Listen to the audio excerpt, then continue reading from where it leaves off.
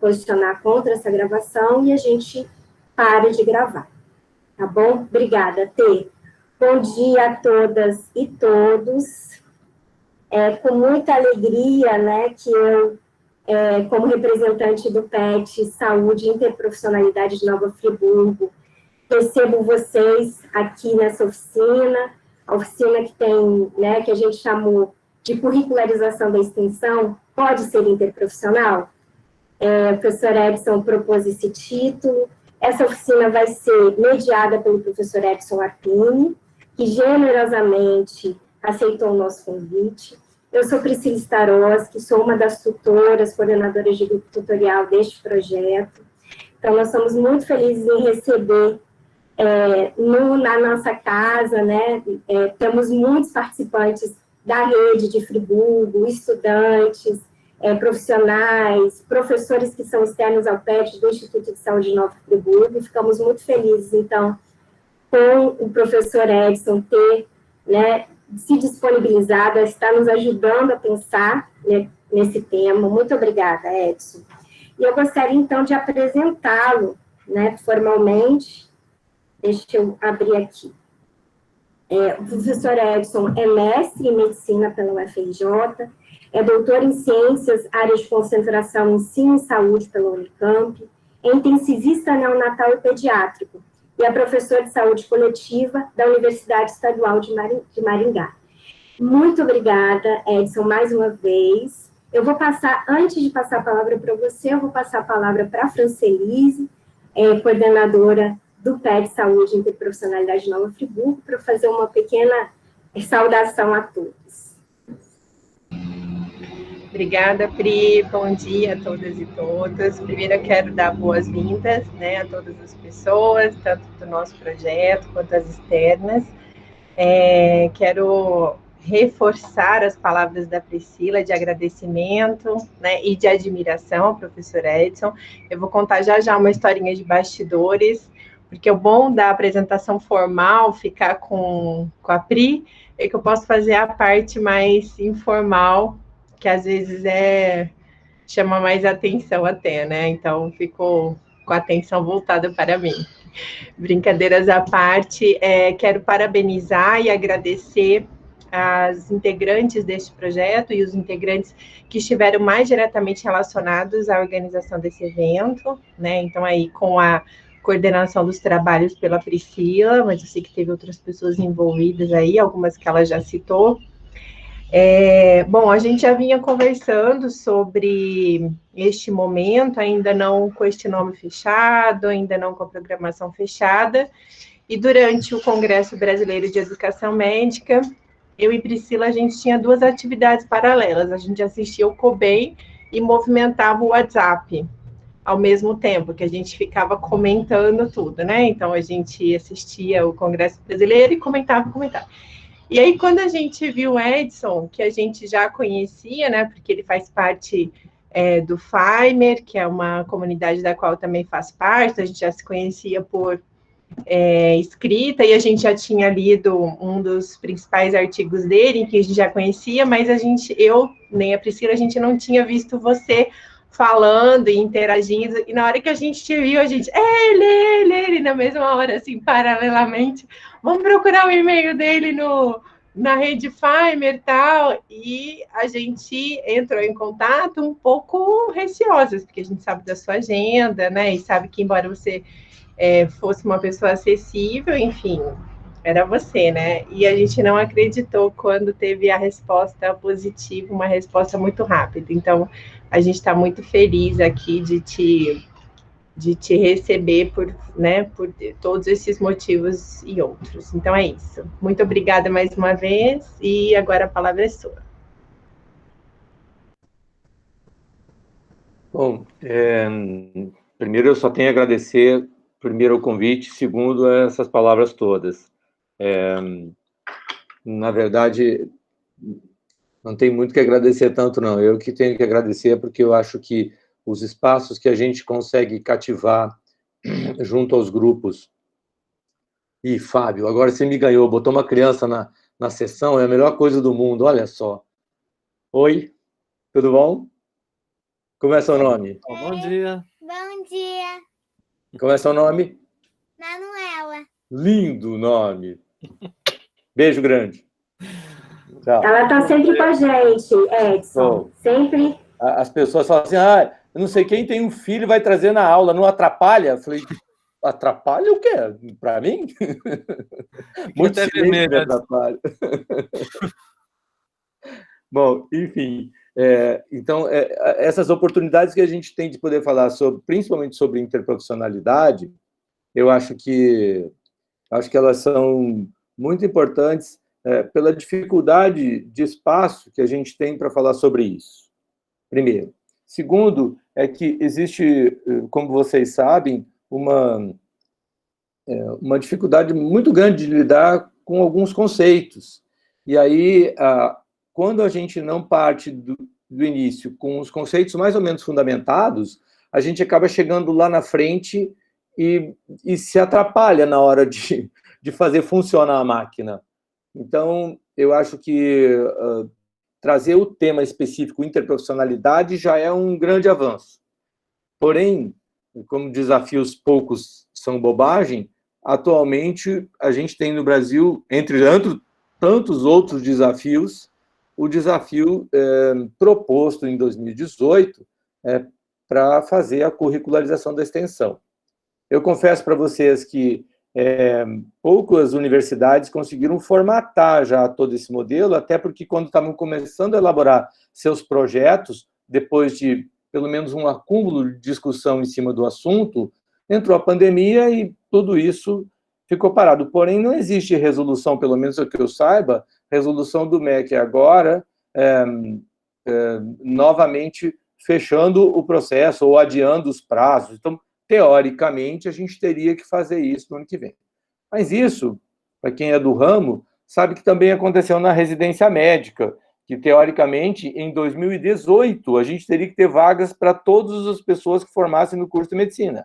E aquilo está parado lá e ninguém nunca executou de verdade.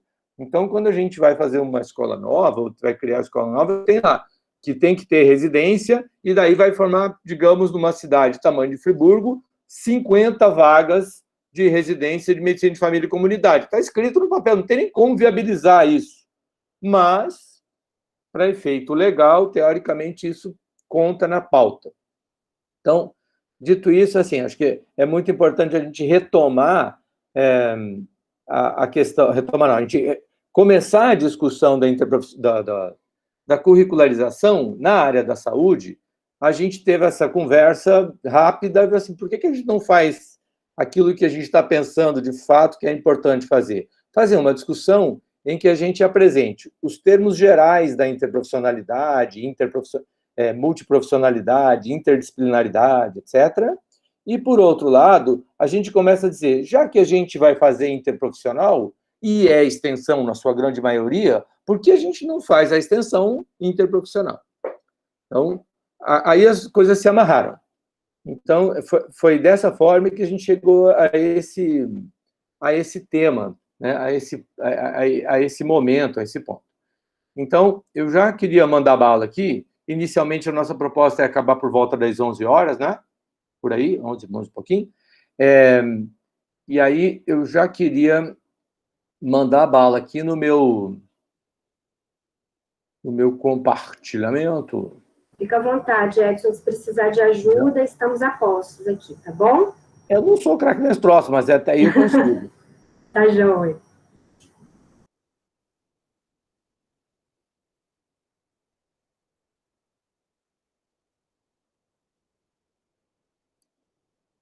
Foi, né? Foi, Edson. Estamos vendo a sua apresentação. Pelo menos estou vendo. Tá bom. Então, vai lá. Então, acho que essa barra é só ocultar, né?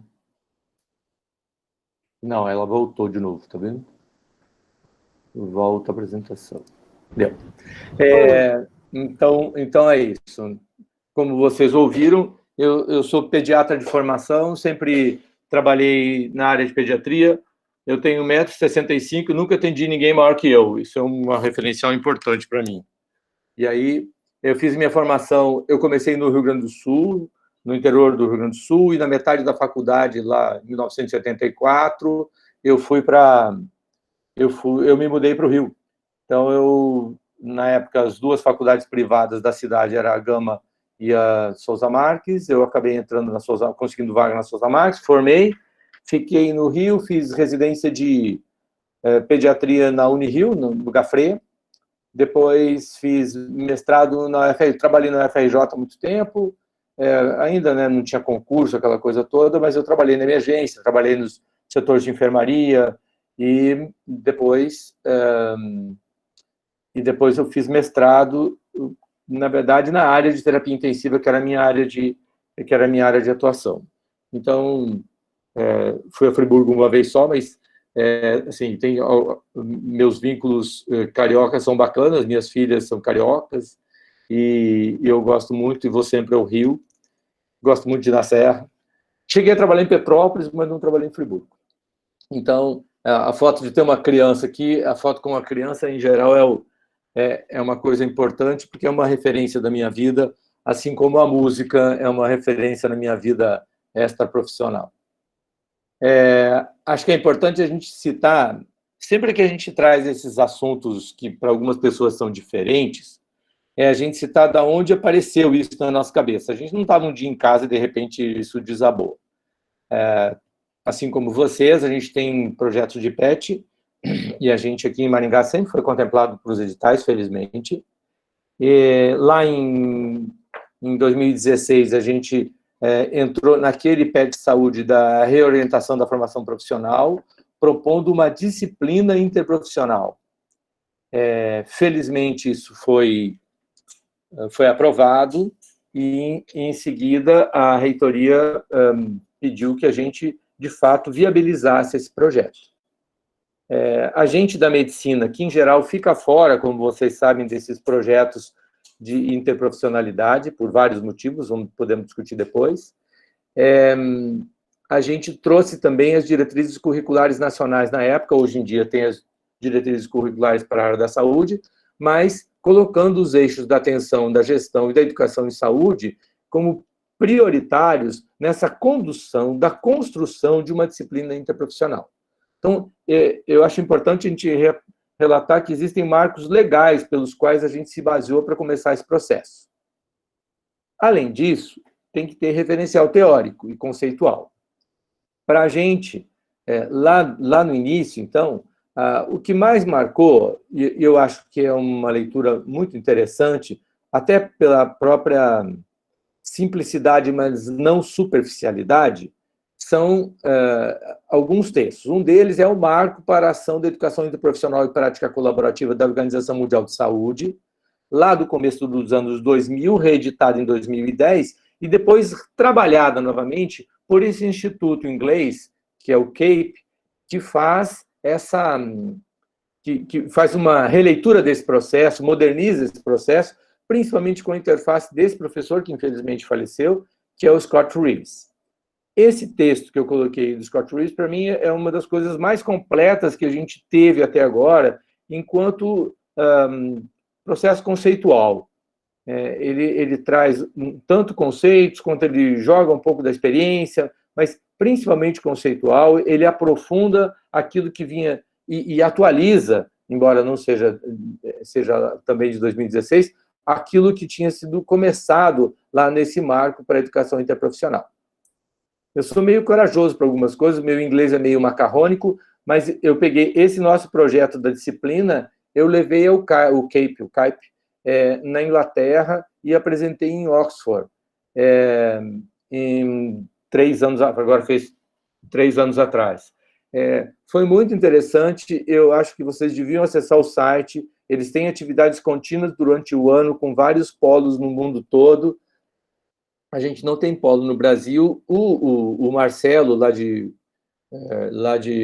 Rio Grande do Norte, também tem contato com eles e participa de algumas atividades, principalmente por causa do Scott Reeves, na época que foi orientador dele. Então, acho que existem marcos legais e existem marcos conceituais. O principal deles é esse aqui, que veio lá do CAPE e depois do Scott Reeves, onde 2 ou mais profissões aprendem sobre os outros, com os outros e entre si, né?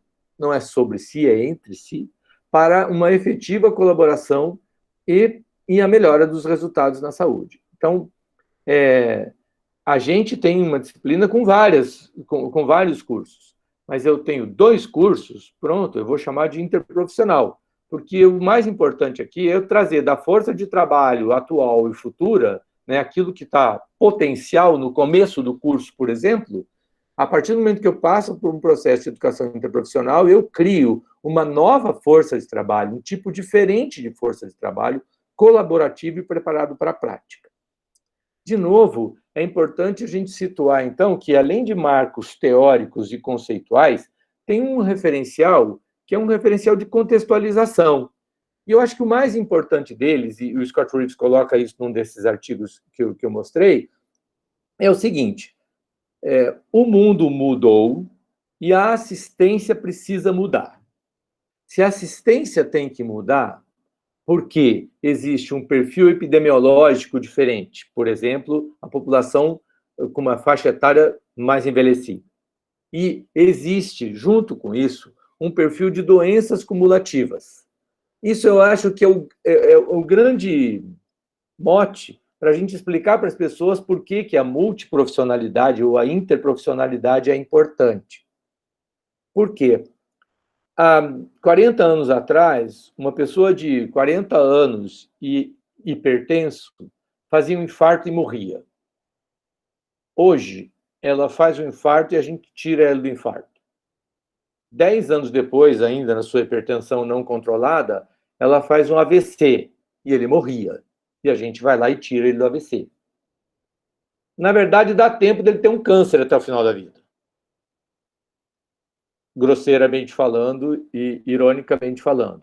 Mas vejam, quando ele sai do médico, se ele saiu com algum tipo de sequela do AVC, o médico tem aquele timing dele ali. Depois disso, a fono, a físio, o educador físico, a agente comunitária, a enfermeira da unidade, assim, quem, entre aspas, toma conta desse doente, mas principalmente desse doente, dessa pessoa sob cuidados durante o próximo ano, nos próximos meses, não será necessariamente simplesmente no sentido de ser uniprofissional. Não será mais um só profissional. Não é mais o médico. Então, isso gera um desconforto, principalmente, como eu falei lá no começo, quando a gente discute qual é o status das profissões dentro do modelo de ensino-aprendizagem. E a gente sabe da dificuldade da medicina de entrar nessa discussão desde o começo. Eu acho que isso tem mudado. Eu vi isso mudando, né? Eu tenho 30 anos de formado. Então, eu vi isso mudando. Eu vi os fisioterapeutas, como eu sou intensivista, dentro da unidade de terapia intensiva, praticamente assumindo a ventilação mecânica. Há 30 anos atrás, quando eu fui nos primeiros congressos de ventilação mecânica em São Paulo, eram 30 médicos e um fisioterapeuta. Hoje em dia tem um médico, em geral estrangeiro, e 29 fisioterapeutas. Então, assim, esse olhar muda muito no decorrer do tempo. E, principalmente, porque a gente entendeu, a grosso modo, que práticas colaborativas são fundamentais para que o resultado final da assistência melhore. Então, os profissionais das diferentes áreas, trabalhando com uma base de integralidade, que envolva os pacientes, suas famílias, cuidadores e comunidades, tem como objetivo uma alta qualidade nos níveis daquilo que é oferecido enquanto serviço na rede. Isso é fundamental. Porém, queria fazer um parênteses aqui, que é assim, a gente não fala de interprofissionalidade porque a gente acha que é uma panaceia para todos os males, nem que vai resolver todos os problemas da assistência, né? Não é a única coisa. Ela é uma forma de fazer com que as pessoas consigam alcançar algumas práticas colaborativas visando a melhora do paciente.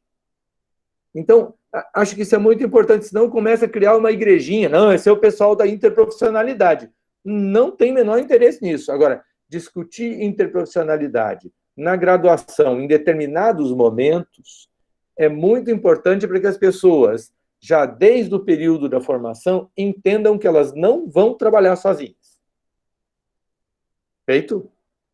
Para tanto, não tem jeito de lidar com isso sem lidar com o conceito de competência. Mas, aqui, a gente vai um pouco além. Além de dizer que competência é o conhecimento, habilidade, atitude para mobilizar valores, tomar decisões, estou falando desse jeito que vocês já estão mais carecas do que eu de ouvir isso, de tomar decisões e agir de modo pertinente frente a uma situação, nesse caso profissional. Então, conhecimento, habilidade e atitude deve ser um referencial para isso. A gente deve pensar que as competências, como eu vou falar um pouco mais à frente, elas têm níveis diferenciados também, dependendo do momento e da profissão que eu estou lidando. Então, uma confusão que as pessoas fazem, e o medo que as pessoas fazem, é mais ou menos aquele discurso mequetrefe que eles têm, quando ficam discutindo, por exemplo, que quando eu falo que vou fazer a formação médica de uma maneira ampla e generalista, o discurso do lado de lá é dizer para mim que eu quero formar só médico de família. Medicina de família e comunidade é uma especialidade. Quem não entende isso, não sequer consegue achar a definição no processo e não sabe qual o papel que esse profissional desempenha. Para tanto, as competências podem ser competências inicialmente comuns entre os estudantes, depois elas passam a ter competências específicas, e depois eu vou chamar de competências colaborativas. Eu vou falar um pouco mais disso lá na frente depois. Então, eu sempre faço essa provocação de, afinal de contas, que conversa é essa? Por que apareceu isso? Eu fico tão feliz de saber que eu tentava fazer coisas dentro da unidade de terapia intensiva que já tinham um viés interprofissional, só que ele não sabia o nome, né? Então, primeiro é pensar que a interprofissionalidade é uma coisa da atenção primária, como se fosse mais uma coisa que a gente está enfiando lá dentro da UBS para tentar dar aquela coxambrada e botar todo mundo ali. Assim, é sempre assim. As pessoas menosprezam conceitualmente porque não conhecem e, em geral, quando fazem isso, criam um estereótipo aonde? Na atenção primária. Então, eu vou mostrar para vocês que esse paciente aqui pode ter um viés interprofissional, deve ter, na sua integralidade do cuidado. Então, se eu olho de forma uni ou multiprofissional, o médico vai lá, passa a visita, vira as costas e vai embora. E a enfermeira reclama que ele quase estubou o moleque. A fonoaudióloga vai lá, mexe com ele, vira de lado, deixa o menino de qualquer jeito ser da cama. Ela fez o serviço dela, mas ela não olhou o conjunto do que estava sendo trabalhado. A psicologia vem e tem uma abordagem diretamente com a família, não olha para a equipe, pronto, acabou, porque o interesse dela ali era falar com a mãe. Entenderam o que eu estou falando? Cada um vem e faz o seu papel, como se estivesse se livrando daquele trabalho. Na verdade, numa unidade de terapia intensiva, assim como na unidade básica de saúde, quando a gente consegue definir os objetivos, ou quando a gente consegue desenhar uma linha de cuidados, a gente define papéis para cada um, e esses papéis vão se sobrepondo no decorrer do processo, porque as competências não são mais as comuns. Então, assim, competência comum é todo mundo conhece, todo mundo consegue falar com a família, no mesmo padrão, não é só o psicólogo. Isso é uma competência comum da equipe. Ela tem que ser trabalhada enquanto equipe.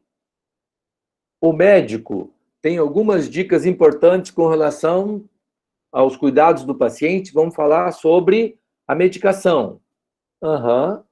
Qual é o papel que o farmacêutico tem dentro desse processo? Como o farmacêutico instrumentaliza a enfermeira ou a nutricionista para falar sobre coisas específicas dele que aumentem o conhecimento da enfermagem e da nutrição na hora que elas vão orientar o uso daquela medicação. Vejam, existem competências específicas que é quando eu aprendo a fazer, como dentista, fazer o canal do dente. Isso é uma competência específica, os outros não têm que aprender. Porém, as competências básicas ou comuns da comunicação, e as competências lá da frente, que eu vou conseguir mostrar, enquanto estratégia coletiva, de que maneira qualquer profissional da minha unidade vai conseguir orientar escovação, cuidado, primeiras lesões que possam aparecer na cavidade oral, meus amigos, não faz o menor sentido isso ficar na mão do dentista. Agora, localizou a enfermeira numa primeira consulta, um senhor lá abriu a boca, ela viu que ela viu que aquilo não é normal, não precisa saber mais que isso, aquilo não está bem. E ela faz a triagem. Mas todo mundo faz isso. Desculpa, não fazem. As pessoas não fazem. Ou as pessoas vão deixando. Então, vai deixando o dente ficar todo amontoado para aos 80 anos de idade descobrir que tem um monte de abscesso na boca do paciente. Sim, mas quem que viu ele na semana passada em casa? Quem viu ele 6 meses atrás, quando ele veio na unidade? Ninguém pediu para abrir a boca. Quem é que tem que trazer essa competência, que é uma competência específica? É, de fato, o odontólogo. Parece muito besta, muito simples, mas não é, não. Porque se a gente não tiver pactuado isso, a gente não avança. E esse senhor é o senhor que vai fazer uma sepsis aos 84 anos de idade por um abscesso dentário, embora ele escovasse o dente, para a gente estava tudo bem. Então, multi é como corrida de cavalo com baia definida, cada um na sua reta, certo? Quando eu trago isso para a interprofissionalidade, eu tento dizer que cada um continua dentro da sua profissão, cada um tem a sua expertise, porém, eu tenho plenas condições de dividir isso como nessa imagem. Né? Nessa imagem, a gente aprendeu que o ninho que está em volta veio da fisioterapia, de deixar o bebê nessa posição. Quando a fono vem e diz que a enfermagem precisava passar a sonda, passou. Quando foi fixar, quem disse que era para fixar nessa parte inferior do lábio foi a fono, porque ela vai precisar dessa embocadura do bebê na hora de sugar daqui a poucas semanas. Esse é um conhecimento técnico específico da fono que ela divide com a enfermeira e que a enfermeira cresce quando aprende. Então, as competências vêm lá de trás, como competências específicas, como competências comuns, depois elas também têm uma fase que são muito específicas, e depois elas se tornam, além das específicas, juntando tudo isso, elas se tornam colaborativas. Aqui eu coloquei uma imagem também lá da Organização Mundial de Saúde, que mostra a força de trabalho atual e futura e depois lá preparado para a prática, como eu tinha falado para vocês, mas vejam que lá em cima tem mecanismos do educador e aqui embaixo tem mecanismos curriculares. Né? Então, vamos para o educador, que é o primeiro momento que a gente está aqui agora. Primeiro é esse aqui. Eu tenho que saber isso. Eu tenho que ser treinado, eu tenho que dominar alguns conceitos para eu poder trabalhar com isso. Depois disso, daí já aparecem as lideranças. Eu vou falar aqui autotreinamento do educador, não do educador da academia. Nós estamos falando aqui de gente que trabalha com gente, ou seja, os preceptores da rede, os trabalhadores em saúde da rede, né? Hospitalar ou não, não importa. Mas todo mundo tem que ter esse momento. Daí surgem lideranças, gente que tem mais facilidade para lidar com algumas coisas. É fundamental que tenha apoio institucional. É fundamental, nós vamos discutir isso lá no final. O compromisso gerencial tem que ter isso, e buscando um resultado de aprendizado que eu tenho que saber qual é. Ou seja, qual é o objetivo de aprendizagem para os educadores em saúde, quando eu começo a discutir interprofissionalidade. Parece pouco, mas se eu pegar cada um desses tópicos e colocar embaixo 2 ou 3 outros itens, provavelmente eu vou fazer um olhar muito mais amplo. Não dá para dizer que a gente vai conseguir andar com isso sem ter uma estrutura curricular que ande para e passo, que nos apoie. E aí era a nossa enorme dificuldade.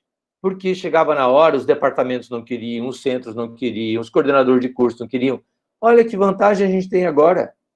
A gente tem uma baita vantagem. A gente tem um marco legal e agora tem, né, a gente tem um marco legal agora dizendo que é a hora de reformar a extensão. talvez seja o momento de a gente introduzir os dois conceitos, né? Tanto com relação às questões mais técnicas, mas principalmente, pedagogicamente falando, já mudando o olhar, né?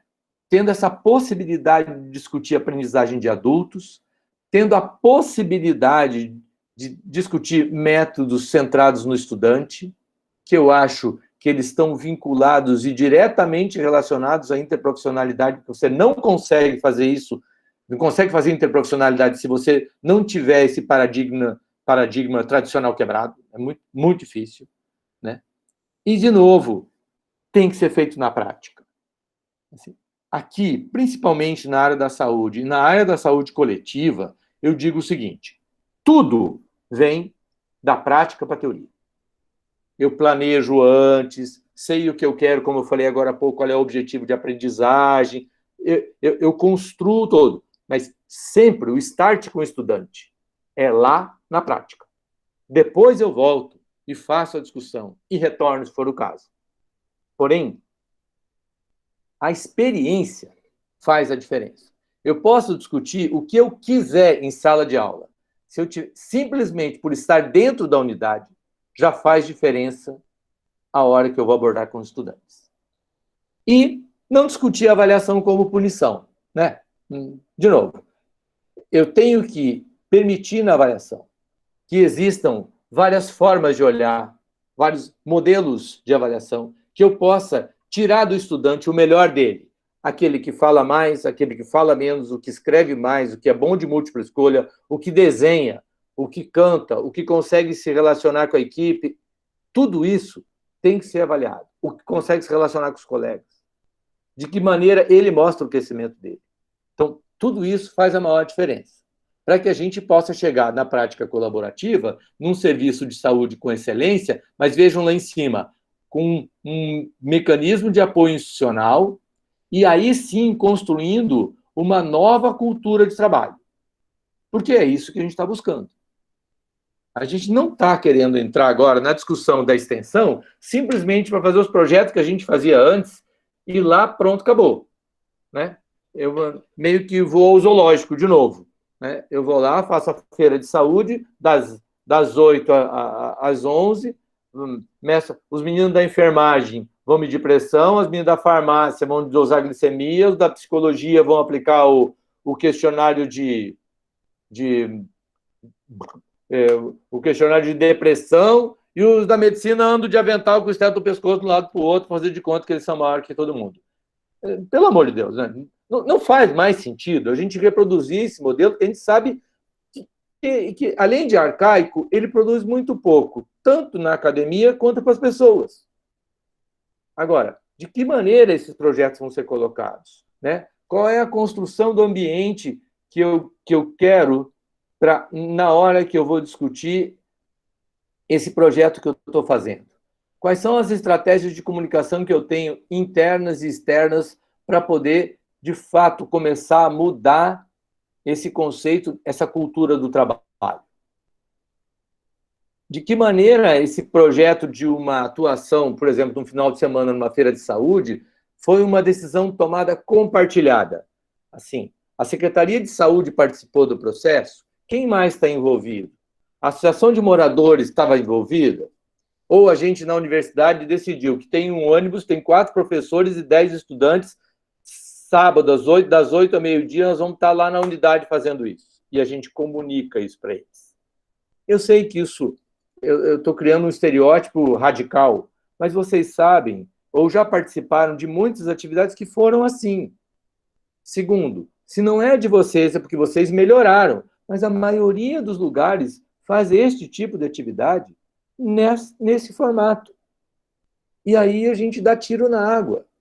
A gente sai de lá, e hoje eu ajudei pessoas, mais ou menos, né? Mais ou menos. Nosso propósito sempre é educativo. Então, eu tenho que fazer dessa força de trabalho colaborativa preparada para a prática uma força de trabalho de excelência. Se eu mostrar para os alunos que a construção dessa atividade envolveu pessoas, envolveu a comunidade, envolveu a UBS, envolveu a secretaria, envolveu outras áreas dentro da academia, provavelmente esse estudante, futuro cidadão, vai poder reproduzir o modelo que a gente propôs para ele, e não aquele que era o mais fácil necessariamente. Então, acho que isso é muito legal, né? É um processo que se constrói, né? Ele se constrói coletivamente, e não adianta, demora tempo e exige planejamento. Isso tudo, a gente precisa, né? Precisa ter a colaboração institucional, a gente precisa da academia, a gente, enquanto pessoas que vão fazer as atividades à frente do processo, mas a gente precisa estar, de alguma forma, eu sei que às vezes tem conflitos políticos importantes, principalmente, próximo da gestão do município, principalmente do município ou da regional, né, para que a gente possa criar mecanismos que se consolidem e se institucionalizem. Senão, a gente vai ficar fazendo coisas esporádicas e gastando o nosso tempo, o dinheiro, mas, fundamentalmente, não trazendo o benefício que pode ser alcançado para a população. Eu acho que isso é o bacana desse começo. A minha sugestão agora é que a gente abra durante uns 30 minutos, 20 ou 30 minutos, dependendo de vocês, e a gente possa... gostaria que vocês comentassem um pouco sobre isso, e na segunda parte a gente junta com a história da curricularização.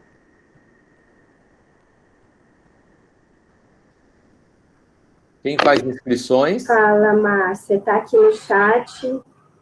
Já tem uma coluna escrita. Quem for falar, fala. Professor. Eu sou não sei quem, faço não sei quem. Sou eu. Eu sou Márcia, sou dentista, preceptora do PET, trabalho na estratégia de saúde da família há 10 anos aqui no município, né? E eu abri o microfone para dizer que a sua fala contemplou tudo aquilo que eu acredito, a forma com que a gente trabalha aqui. A minha equipe é uma equipe que trabalha de forma colaborativa, e essa última fala aí desses eventos, né, que são muito comuns, realmente, além de não levar a lugar algum, acaba atrapalhando o serviço, né, ao nosso processo de trabalho, e a população começa a recusar, né, porque a gente, agora, depois do PET, isso mudou bastante, mas a gente se sentia assim, meio que uma vitrine, né, em que a universidade chegava, olhava, apontava e ia embora, né. Então, só para dizer que, parabenizar pela sua fala, professor, dizer que eu me senti muito contemplada e acredito, sim, na curricularização da extensão como mudança nesse paradigma, né, e é isso. Obrigada, professor. Fábio. Bom dia, professor Edson, novamente. Bom, eu também corroboro com as palavras aí da Márcia, mas eu tenho uma dúvida assim mais específica e talvez que transcenda o próprio sistema único, porque o que acontece na minha experiência e nas minhas discussões, tanto com alunos quanto com colegas, fora daqui do Projeto PET até, que essa questão da interprofissionalidade é coisa do SUS, é coisa de serviço público, é coisa de gente que não quer trabalhar sério, de gente que não quer ganhar dinheiro. Então eu queria que o senhor falasse um pouco sobre isso.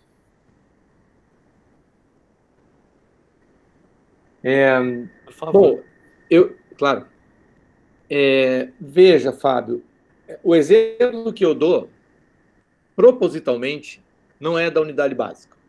O exemplo que eu dei de um bebê na UTI neonatal, mostrando que aquilo é interprofissional, é para mostrar conceitualmente que aquilo já é feito, e ele é feito principalmente em lugares, na minha opinião, em que a medicina, entre aspas, parece que tem uma qualidade melhor. Vamos lá?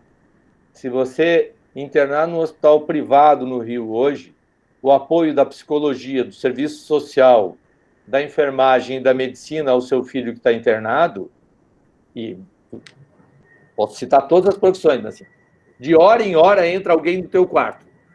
A nutrição, a físio, depois entra a enfermeira, depois vem o médico, depois, né, dependendo do local, tem assistente social. Então, eu acho que a dificuldade que a gente tem com isso está muito relacionado, não à equipe que consiga entender isso, mas uma outra questão importante de discutir na interprofissionalidade, que é a identidade profissional. Na identidade profissional, para cada um individualmente e depois no coletivo social, alguns não se misturam, principalmente os médicos. E aí, isso que você falou não vem da enfermagem, não vem da fisioterapia, isso vem do grupo, assim, subliminarmente, vem dos doutores médicos, porque os outros querem integrar. Os médicos já têm mais dificuldade, eu acho. A odonto também, viu, professor? Sim, mas melhorou muito, né? Mas melhorou. É que a odonto tem uma coisa bem peculiar na própria estrutura, por isso que aqueles slides da Organização Mundial de Saúde são ótimos. Lembra? Eu nem falei design do espaço, um deles está embaixo, talvez o design do espaço. A odonto tem a casinha dela. A odonto tem o gueto. Ela fecha a porta, faz tudo ali dentro. Ô professor, né? Mas, por exemplo, eu trabalho com disfunção temporomandibular e dor orofacial, que envolve colaboração de psicologia, de neurologia, de otorrino, de fono, de físio. E existe uma resistência enorme nessa área também. Lógico. Não duvido de nada. Vamos voltar de novo. Aí tem a história da identidade profissional. Então, tem uma ótima primeira sessão na UBS com os nossos alunos. Eu perguntei, está faltando alguém? Aí a menina falou, está faltando o rapaz da educação física, que a educação física também está na nossa disciplina. Daí eu falei, é mesmo? Vamos esperar um pouquinho, então. Ela falou, posso fazer uma pergunta? O que o cara da educação física vem fazer no posto? Aí eu falei para ela, o que você faz? Encheu os peitos, falou, biomedicina. Eu falei, e o que um biomédico vem fazer no posto? A menina ficou roxa. Ela não sabia o que falar, porque ela não sabia dela. Qual é a função do biomédico no posto? Um aluno de primeiro ano da biomedicina, na sua esmagadora maioria, não tem ideia do que vai fazer da vida com biomedicina. Desculpem os biomédicos. Por quê? Porque se você olhar a perspectiva de trabalho para ele, tem 80 modalidades, pelo menos, que ele pode fazer. E ela está num momento de definição da identidade pessoal que ela não consegue olhar para o profissional. Vejam a diferença do aluno da odonto e da medicina. Eles já chegam prontos para pegar o diploma, na sua grande maioria. Então, isso é legal? Ah, meu Deus, não tem jeito. Isso é muito legal, porque se não tiver metodologia ativa, com todo mundo junto, olhando um para a cara do outro, no começo, porque no final, aí às vezes piora, que os dentistas, os médicos, se sentem muito superior a todo mundo e ficam chutando aquilo que os outros não entendem. Tudo bem. Agora, no começo, quando você sai da sala de vacina, fala, gostaram da sala de vacina? Sim. Aí eu falei, o que vocês acham que aqui é importante? Daí a menina vira para o menino da medicina e fala assim, Matheus, o que você acha? Daí ele fica verde, porque ele está no segundo mês do curso. Ele sabe tanto de sala de vacina quanto ela. Olha que grande momento. Aí eu entrei e falei, peraí, por que o Matheus? Porque ele é da medicina. O Matheus entrou na faculdade em março, nós estamos no final de abril. O que ele sabe mais do que você sobre isso? A resposta é nada. De novo, a experiência local, associada à metodologia ativa, onde você horizontaliza a discussão, conduz a discussão e permite que as experiências que alguns têm já seja colocada e permite que outros que nunca foram na unidade, olha isso, que nunca foram na unidade, vejam por essa experiência que aquilo ali pode funcionar, por exemplo, a tecnologia embutida que tem dentro da sala de vacina, que é sensacional. Aliás, que agora virou moderno, porque até o ano passado todo mundo nem olhava. Agora a vacina, de fato, ficou uma coisa importante. Então, veja, esse momento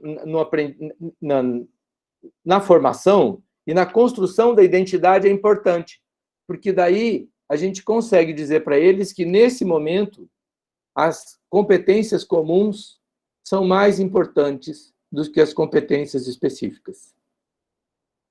E aí você começa a formar um time. E os alunos, no final, começam a trocar experiências, conversar. Naquele grupo primeiro da menina da educação física, quando a gente foi fazer o projeto, para quem fez o CIO, para quem fez projeto aplicativo, ou para a gente chama de projeto de intervenção, começaram a discutir com a unidade de saúde, contextualizado no local, o que fazer. Olha o projeto, da onde que aparece.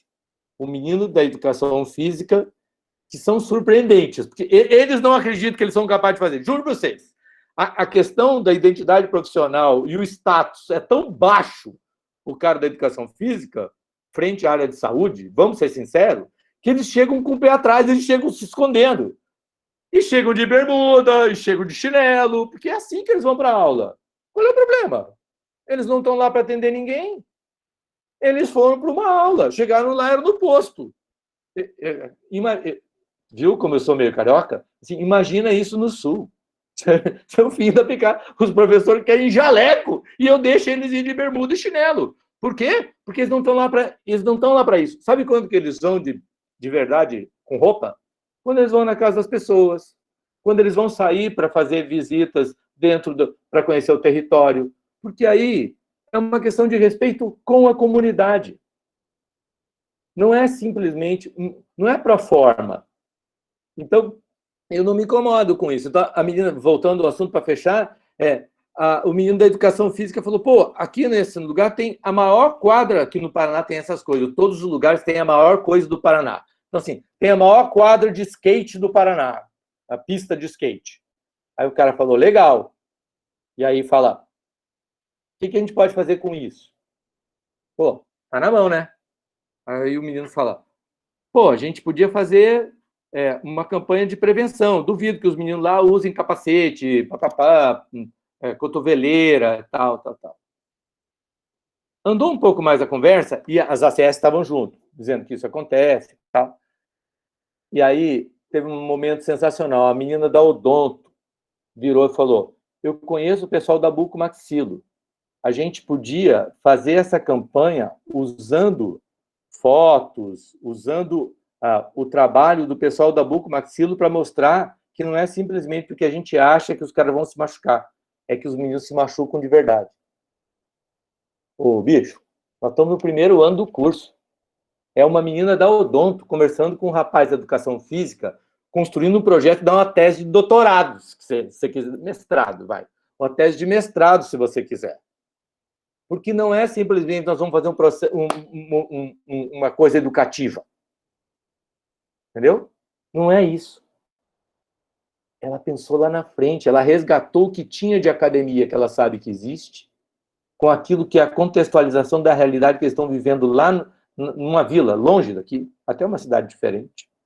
E de que maneira a universidade, de fato, pode prestar um serviço com um aluno de primeiro ano, contextualizado com a unidade. Acho que é isso. É buscar significado. Então, quando a gente permite, sabe quando a gente...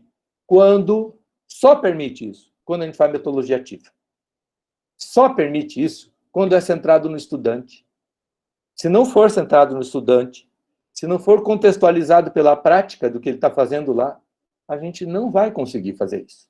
Por isso que eu sei que tem gente que não gosta muito da história, mas assim, é quebra de paradigma, pode usar outra palavra. Eu não tenho muito problema com esse troço, não é que nem usar capacitação, não, se é unidade básica ou se é atenção primária. Tudo bem, eu sei que tem todos os conceitos, mas assim, vocês sabem o que eu estou falando.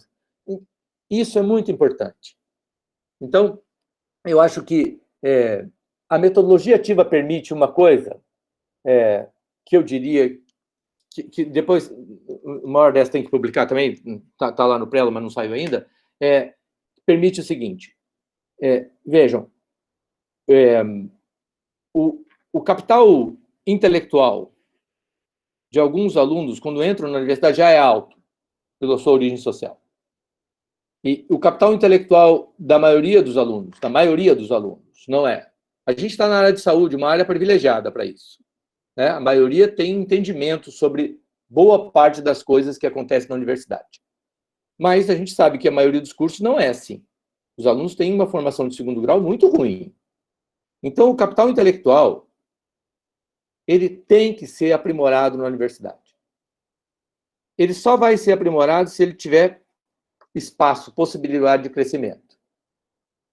Esse espaço, numa turma de 40 alunos, é dado para quem tem o capital intelectual mais avançado. Começa o privilégio. E aí se reproduz até o final.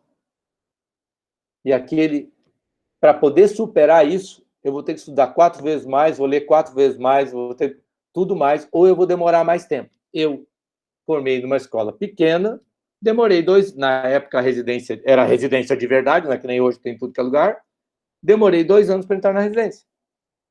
Por quê? Porque a minha formação de graduação não foi boa.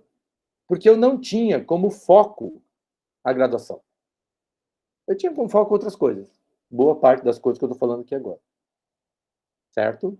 Então, eu acho que está lá no Bourdieu isso, e eu queria resgatar de que o capital intelectual que, de fato, cresce, se movimenta durante o período de formação, é uma das únicas formas de mobilidade social no Brasil.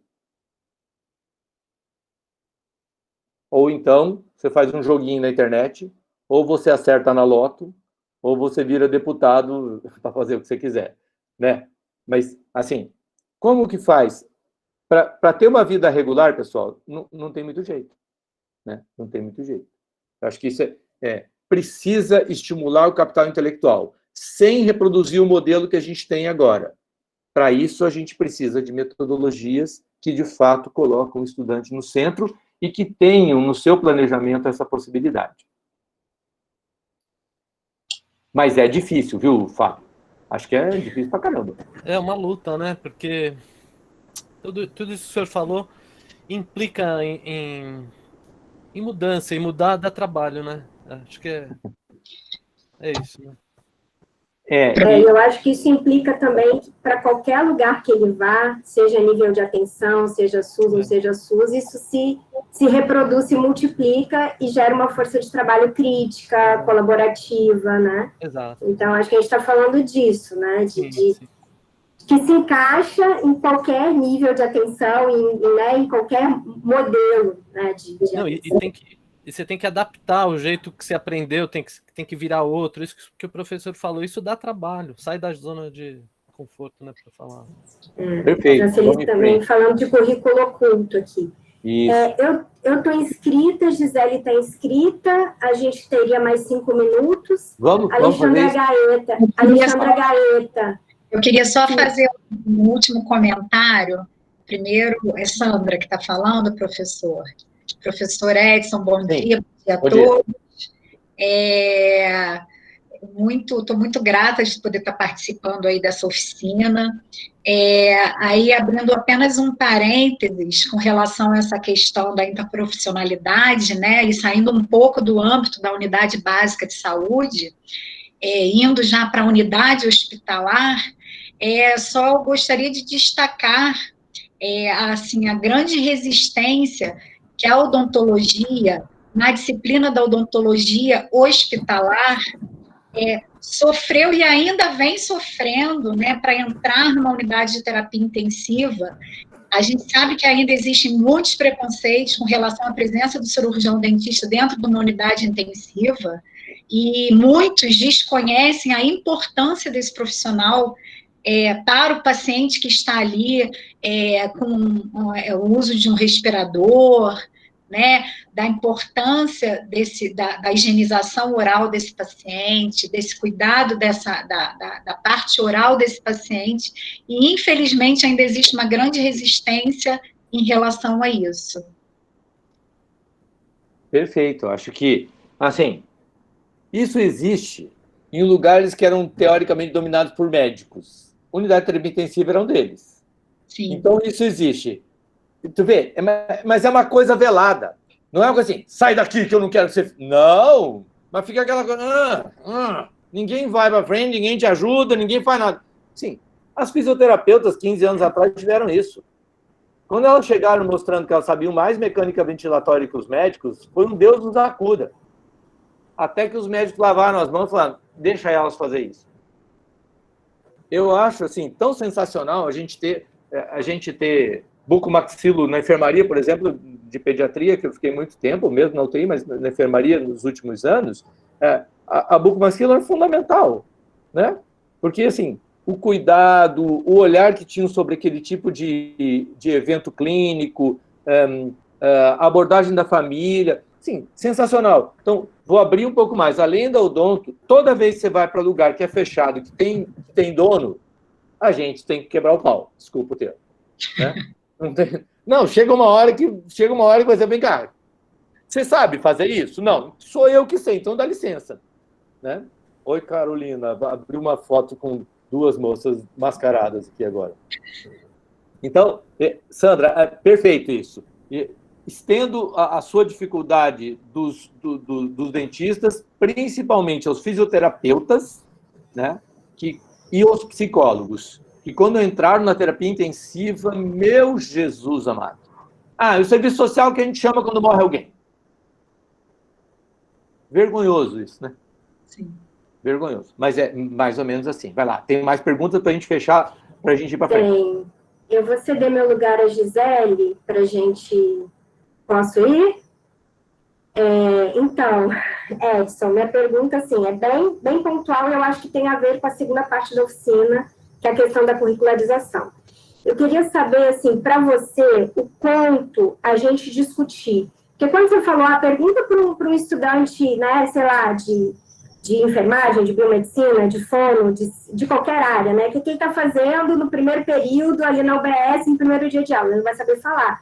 Mas eu acho que muitos de nós, professores também, que fomos colocados em lugares em que nunca estávamos, né, participamos de um PET Saúde, esse PET de Nova Friburgo é um lugar, assim, muito grato, porque eu te falei isso, contextualizei um pouco para você, a gente praticamente começou com professores da saúde coletiva, hoje nós não temos, acho que nenhum professor, gente, me corrija se eu estiver errado, né?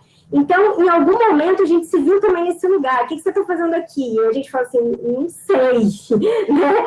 E aí, a gente tem que resgatar todo um lugar de educação permanente para nós, para os educadores, que você ressaltou, né, frisou muito bem ali, que é um caminho importantíssimo, né, de ser trilhado.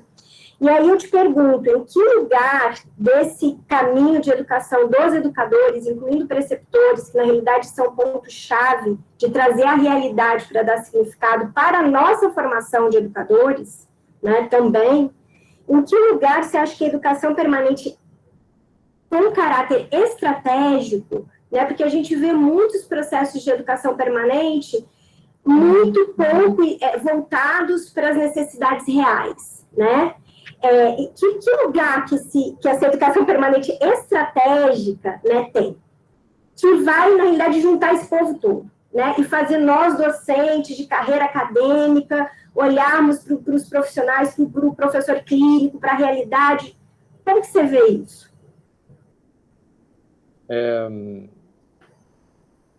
Até as 4h30 a gente acaba. Vai lá, vamos começar. Primeiro, tempo. Antes de tudo isso que a gente está discutindo aqui exige tempo. Tempo significa, não é assim, em 3 meses. Não. Anos. Então, eu acho que, primeiro, a gente tem que pensar que fazer educação permanente por anos. Que nesses anos, vão chegar professores, sair professores, entrar preceptores, sair preceptores. Vai mudar a política da gestão da universidade, vai mudar a política da gestão federal, vai mudar a política da gestão municipal, e a gente vai ter um núcleo de educação permanente que vai estar sempre falando, entre aspas, a mesma coisa. Persistência. Acho que a grande... Não é resiliência só, não. Resiliência é uma palavra que tem que usar com cuidado, né? Ele está usando com muita facilidade. Fica se dobrando por qualquer coisa para fazer de conta que depois voltou ao normal. Nananina, não. Acho que aqui é o seguinte. Existe um núcleo duro. Esse núcleo duro é conceitual. Eu comecei por ele. E ele tem marco legal. A gente não pode arredar pé daquilo. Negociando. Assim, eram 5 unidades, ficaram 2. Não tem problema. No ano que vem eu arrumo mais 3. Eram 10 professores, viraram 7. Não tem problema. No outro ano a gente fica com 5. Depois a gente vai achar estagiário. Depois vamos achar mestrando. Mas o que a gente quer é uma coisa que está falado no começo dessa apresentação. É mudar a forma da assistência das pessoas que precisa ser mudada. Porque o mundo mudou.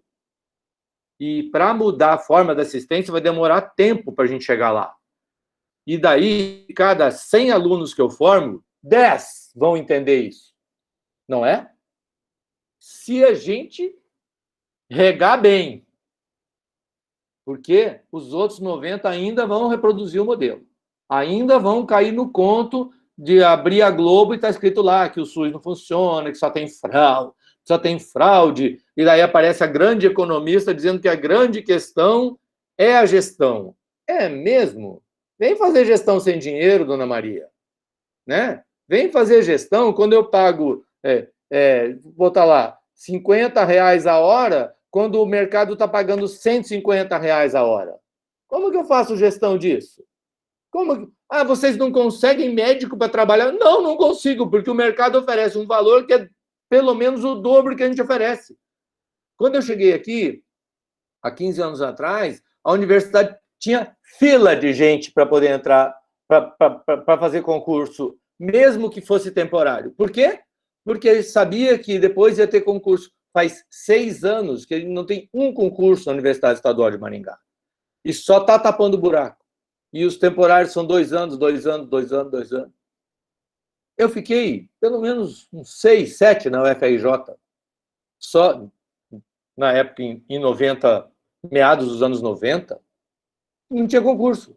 Não, nenhum. Eu ganhava lá, sempre aquela coisa, né? Sempre tem um contrato transitório para mais um ano, para mais 6 meses, para mais um ano, para mais 6 meses. Aí não pode ser mais na emergência, agora vai para a enfermaria, porque daí não sei o que do Ministério Público, e agora piorou mais ainda, na época nem era tanto assim, e piorou. Então, vejam, eu acho que a sua pergunta sobre educação permanente assim, é permanente. Segundo, a gente não tem cronologia, a gente tem planejamento e a gente tem conceito. O resto, deixa eu comentar lá na frente. Gisele. Gisele. Olá, bom dia, muito bom. Prazer, Edson, estar aqui com a gente, obrigada. Eu também vou um pouco na linha da questão da curricularização disso, enfim, acho que eu sou coordenadora de curso também, estou aí no finalzinho do mandato, e é muito difícil, né, a gente conseguir fazer discussões sobre a questão da extensão e da interprofissionalidade, né? É uma coisa que, desde o início, há 3 anos atrás, que a gente vem tentando conversar sobre isso, né? Mas tudo que envolve essa coisa colaborativa, essa questão de unir os diferentes cursos, os diferentes professores, sempre é muito difícil, né? A gente tem algumas disciplinas, atualmente, que elas não são extensionistas, mas, enfim, elas têm um caráter mais próximo, vamos dizer assim, no currículo, né? E a gente tem uma grande dificuldade de poder ter realmente isso na prática, né? Como você disse, da extensão, que dificilmente iniciará, né? Tendo total desses 10% característicos, mas a gente tem uma rotatividade tão grande de professores, a gente não consegue organizar institucionalmente que pessoas fiquem responsáveis por essas disciplinas. Porque ou o professor entra de licença, o professor saiu, geralmente coloca-se professores substitutos para assumirem essas disciplinas, que até você fazer articulação com a rede, conhecer o preceptor, enfim, já passou o semestre inteiro, né? E aí você vai ter um encontro lá nas 2 últimas semanas do semestre, né? Isso é um problema recorrente e dificílimo de resolver, né? E se coloca isso em discussão, tá bem, então vamos ter professores, mas não tem, entende? Pode tentar fazer pressão, mas isso não acontece, sabe? Assim, é mais um desabafo, assim, do que qualquer outra coisa. Mas eu acho que a lei, né, esse marco de termos que incluir a extensão no currículo, eu acho que ele é importante que nem a obrigatoriedade da carga mínima de estágios, porque isso faz com que os nossos estágios tenham um compromisso maior, né, com a rede dessa organização. Então, os professores que estão nos estágios, eles conseguem assumir. Então, eu não sei se você acha que talvez a extensão, tendo esse caráter, então, ano que vem teremos que ter isso, se também isso vai fazer com que nós, professores e a própria saúde do município também se responsabilize mais sobre isso, né? Então, que dê os primeiros passos, de repente isso seja fundamental para a gente conseguir mudar esse cenário, porque institucionalmente, assim, olhando por mais... É difícil, é muito difícil essa discussão, esse debate, enfim. E os alunos estão sempre reclamando, né? De que realmente os nossos TCS, eles, alguns acontecem e outros não. Né? E é uma coisa que, enfim, de alguma maneira a gente está formando aí de uma maneira esquisita que me incomoda. Bem-vindo ao grupo. A gente está muito incomodado, né? A gente está muito incomodado. Esse final do que eu falei ali, meio que desabafando do que foram os últimos anos, sem contratações, ou com contratações temporárias, com valores abaixo do valor de mercado, com um número insuficiente de profissionais, né?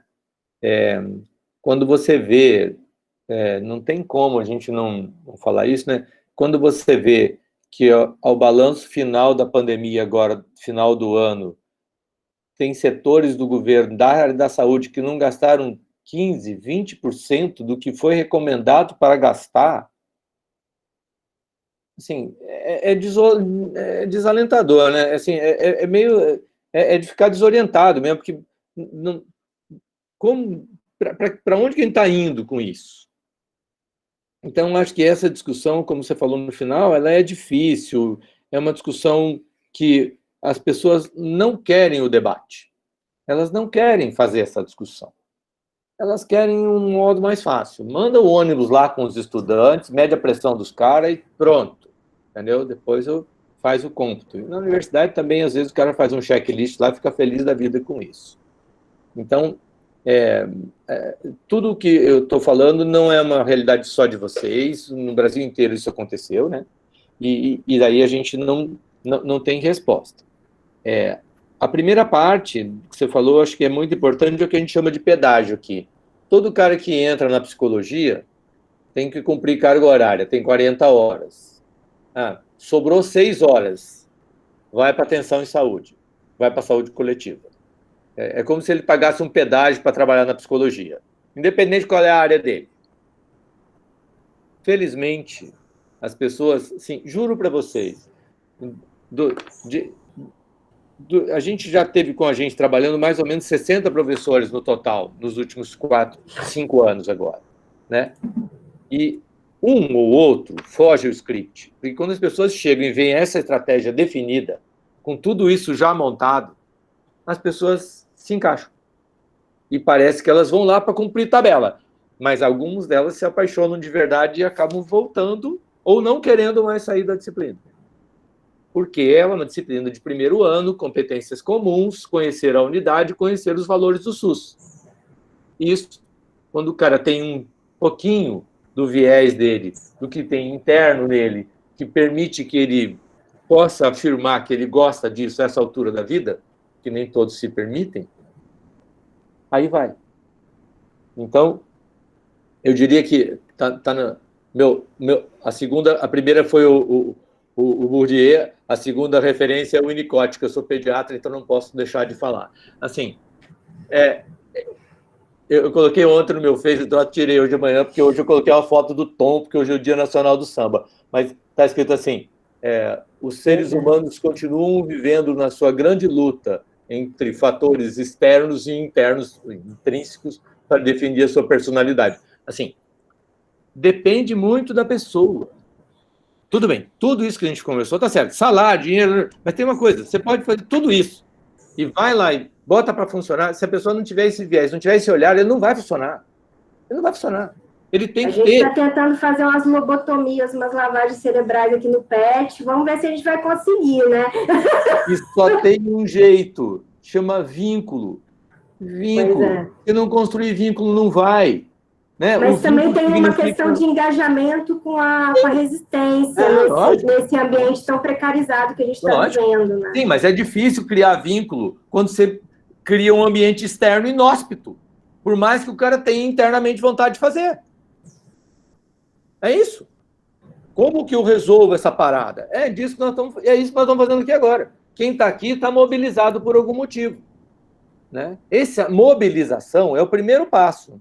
Né? Tá aqui também a outra. Maluca de tudo. Não deixem de ver esse livro aqui, ó, da Madalena Freire, da filha do Paulo Freire.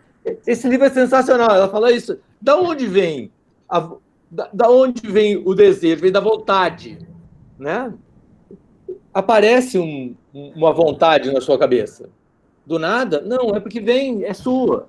Então, acho que essa lógica de que a gente está precarizado em todos os sentidos, que é muito difícil, talvez é o momento de a gente... Aquilo que eu falei antes, eram 10, viraram 3, mas a gente continua firme ali nos 3. E aí nós vamos de novo, daqui vai ser 2, vai ser mais 2, depois não sei o quê. E essa persistência, a gente só se sustenta quando a gente cria vínculo na academia e vínculo com o serviço. Então, a Márcia fez assim com a cabeça porque ela compra o bolo de aniversário da tia da cozinha, entendeu?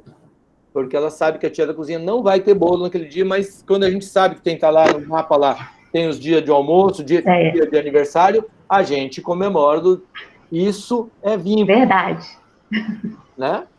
A gente compra café, a gente compra bolo, né? Eu não sei se ainda dá só para eu falar, Fio. Só um minutinho, Márcia. Você está inscrita? Só para organizar aqui, porque a gente tem que encerrar, né? Eu prometi para a Alexandra que ia ler o comentário dela, que ela falou que está sem microfone, tá? Claro. Vamos sim quebrar paradigmas quando na formação trazermos esses alunos para a realidade do SUS, pois eles são o futuro. Hoje vejo profissionais que são do SUS e não sabem o que é o SUS. Daí a invisibilidade do SUS que precisa vir à tona. Comentário da Alexandra, nossa preceptora do projeto. Márcia, a gente vai encerrar, então, os comentários com você e passamos para a segunda parte. Então, tranquilo. Rapidamente, só para dar um exemplo, gente, que aconteceu essa semana aqui no nosso PET, da importância disso tudo que a gente está falando, né? O nosso serviço aqui abriu para o PET o grupo de tabagismo, né? Vários alunos estão participando aí com a gente. E essa semana eu recebi uma mensagem de uma aluna me dizendo assim, Márcia, a gente fala tanto no grupo que melhora a respiração, que melhora isso, que melhora aquilo. A minha mãe é fisioterapeuta e eu estava conversando com ela e ela falou que tem exercícios muito legais para a gente fazer, para melhorar essa coisa da respiração e tal. E aí eu disse para ela, olha, eu acho ótimo, acho super interessante, o que você propõe, né? E aí a gente devolve isso de uma forma mais ativa para o aluno. E ela, amanhã, essa aluna vai estar conduzindo nesse grupo de tabagismo vários exercícios que esses usuários possam estar fazendo para melhorar a respiração, estar se recuperando melhor dessa cessação do tabagismo, né? Então, eu queria dar só esse exemplo, foi a Juliana, lá do nosso grupo D, que me procurou essa semana, assim, exemplificar a importância disso tudo que a gente está discutindo agora. Era só isso, encerro aqui, porque eu acho que a gente ainda tem muita coisa para ouvir hoje ainda. Só para resgatar o conceito de competência específica que se torna competência colaborativa. Simples assim. É uma competência da fisioterapia, que passa através de uma estudante, não é de outro profissional, e que pode ser trazido para o grupo. Assim, quem não está pensando o grupo, quem não tem vínculo, não fica atrás de gente para ensinar exercício, entendeu? Acho que essa é a lógica. Parabéns, acho que é isso mesmo. Muito bom. Bom, vamos em frente? Vamos sim. Temos que ir em frente. Vamos sim. Vamos tentar ser mais enxuto. Vamos junto. Duvido. Espera aí. Oi.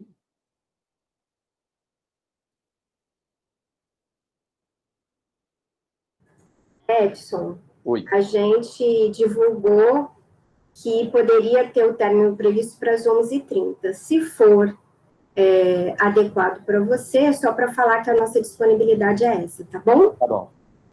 Ótimo. Não entrou não, né? Foi? Foi. Entrou. Então, bom, nessa segunda parte, eu acho que vai ser bem complementar. Nosso objetivo aqui era ler rapidamente isso aqui, que é o que estava no Plano Nacional de Educação, lá publicado em 2014, falando sobre assegurar no mínimo 10% do total de créditos curriculares exigidos na graduação em programas de projeto, em programas e projetos de extensão. Tá?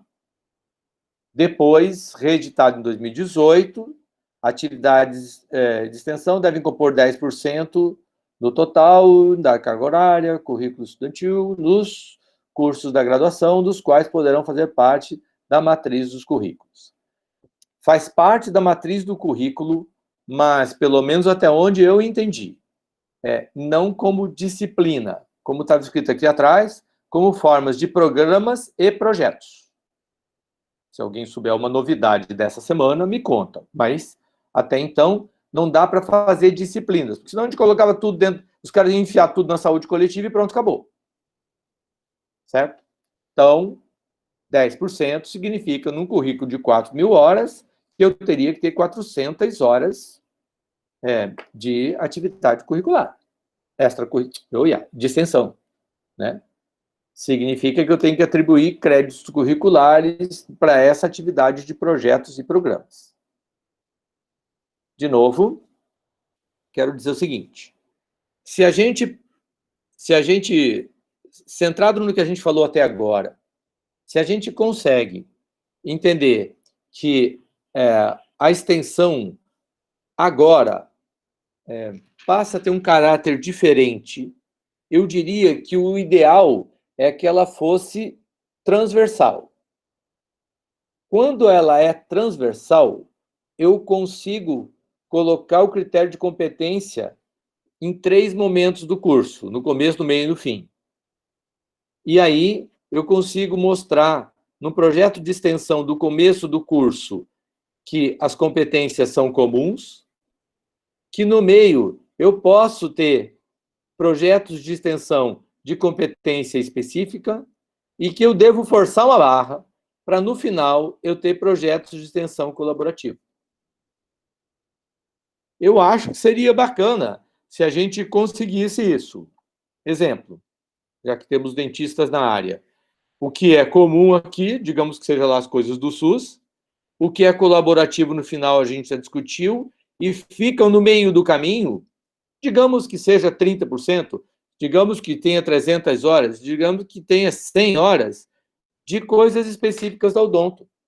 Porque eu não acho que a gente tem que abandonar a especificidade do nosso curso só porque é projeto de extensão. Tem projeto de extensão que me interessa que seja só da psicologia.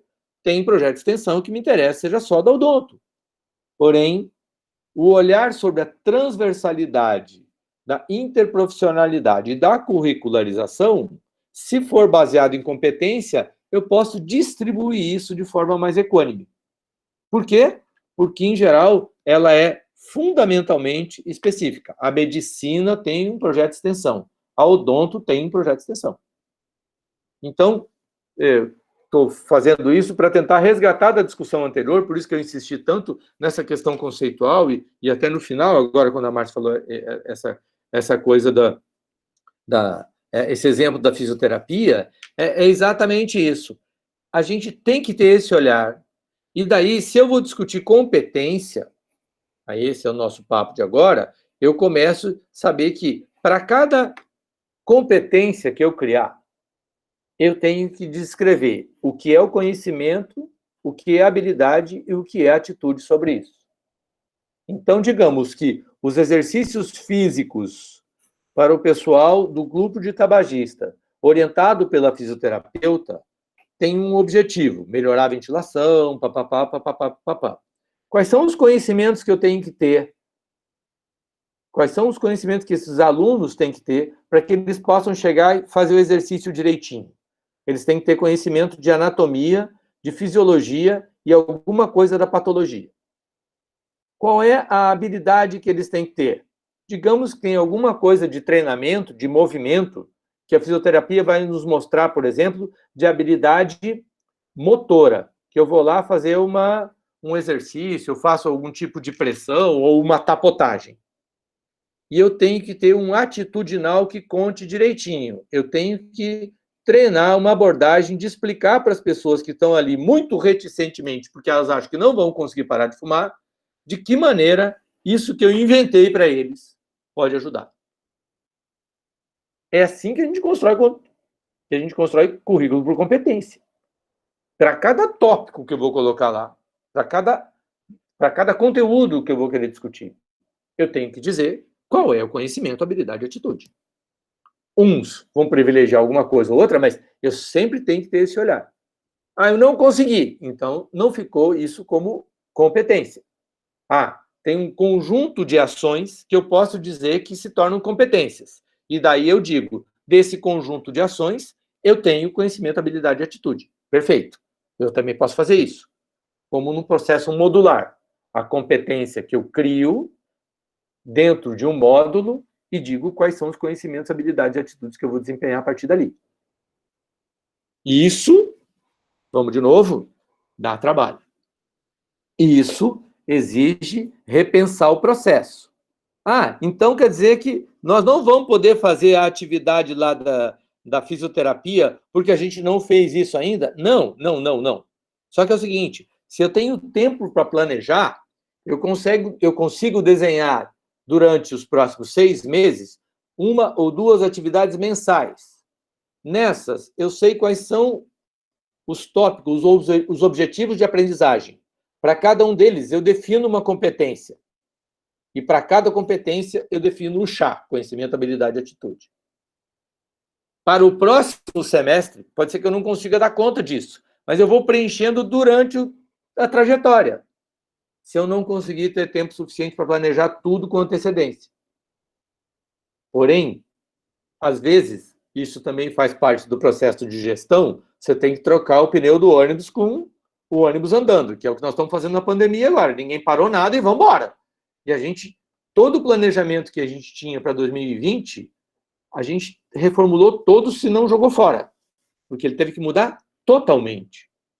Principalmente por não ser mais presencial. Então, vejam, isso, desculpem os muito afoitos, assim, isso também é uma forma de gestão. Isso é uma possibilidade de planejamento. Ter que mudar o planejamento em vigência do que está acontecendo, é claro que ela pode ser uma forma estratégica de fazer bem feito. É muito melhor do que eu não pensar sobre isso. Então, é assim, eu vou ter que pensar para a semana que vem. Eu gostaria de pensar para o mês que vem e ter mais 2 reuniões para discutir isso. Não tenho como fazer isso. Se eu não tenho como fazer isso, eu tenho que planejar na vigência do evento. Foi o que a gente fez com a pandemia. Então, lá no MBA de gestão, quando discute planejamento estratégico, isso é sim uma forma de planejamento. Não é o ideal que a gente queria fazer.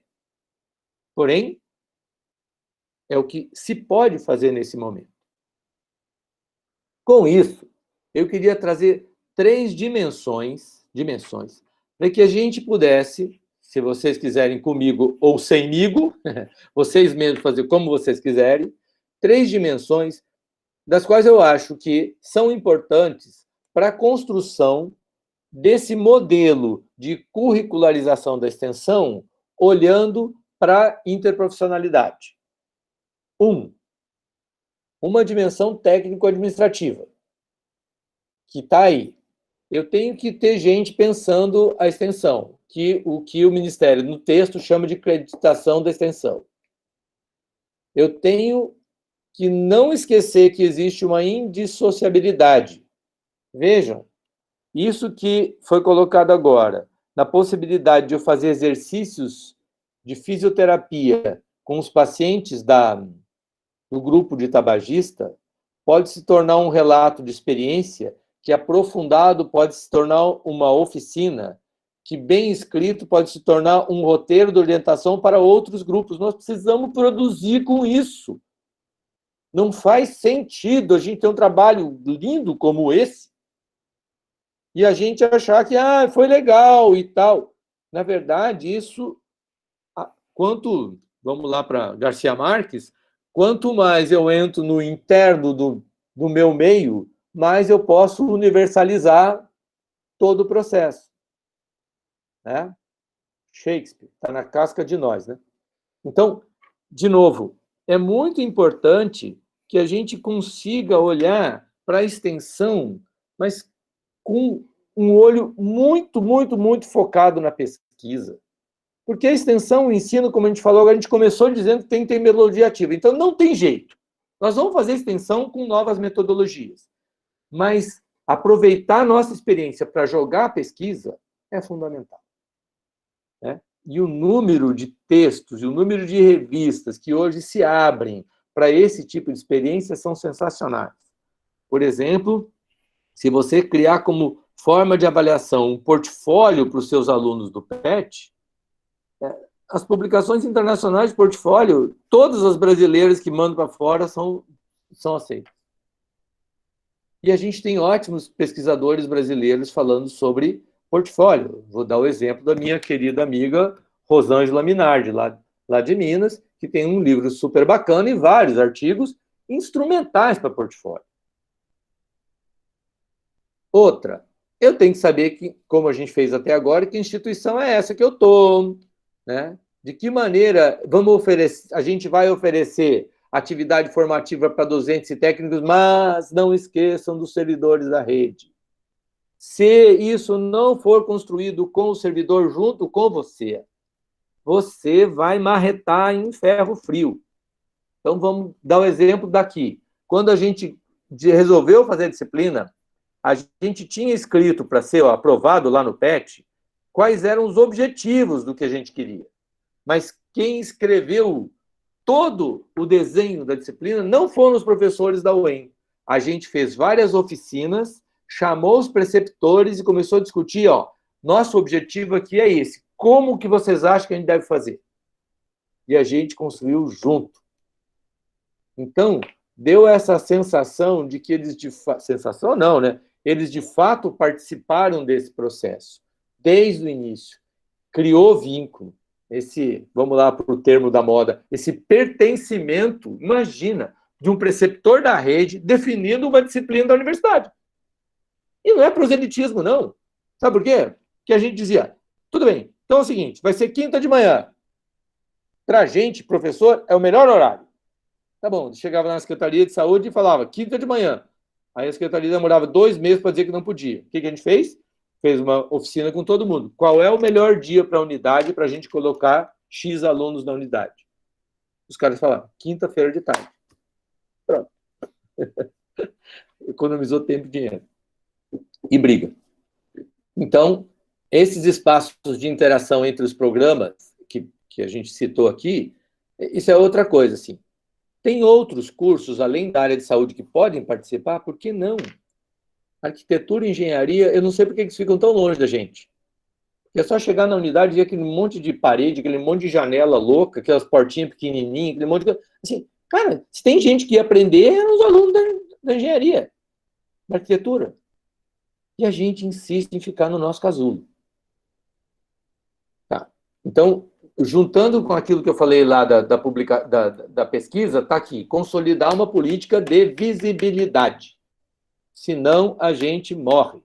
A gente fica fazendo para a gente mesmo. Precisa cacarejar. Não tem jeito. Né? E, de novo, valorizar na carga horária docente.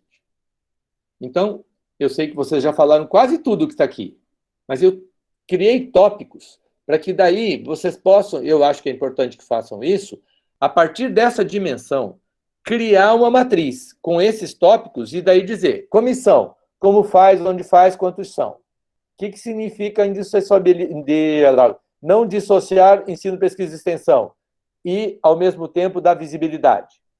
Aonde que está o diagnóstico da nossa instituição? Vocês têm tudo isso. Não parem para fazer assim, no ano que vem ele vai ficar um ano fazendo. Não. Escrevam o que já existe por parte de vocês para cada um desses tópicos. Por exemplo, numa dimensão pedagógica. Numa dimensão pedagógica é fundamental que a gente tenha metodologias centradas no estudante. Acho que na saúde coletiva, a que funciona melhor, e a gente faz isso aqui, é a problematização, tipo o arco de Magalhães, como eu falei agora há pouco. Né? Vou lá, vejo, volto, discuto, faço questionamentos, levo para casa, respondo, volto, discuto novamente e vou à intervenção. Essas atividades, viram que eu mudei a palavra, não é com foco na comunidade só, é com foco na realidade. Na realidade do estudante, na realidade da unidade, na realidade do RH que a gente tem disponível e na realidade da comunidade. Senão, a gente fica, de novo, querendo ser servil, né? Se torna servil para um propósito que era um bom propósito. A gente simplesmente reproduz o modelo. Não tem como isso funcionar se ele não for dialógico. Em várias direções. Né? Falei agora o exemplo dos preceptores da rede, ou vou chamar dos trabalhadores da saúde, da unidade básica de saúde, que são chamados a discutir o projeto desde o início. Mas a gente já andou tanto, será que a gente chama agora? Chama!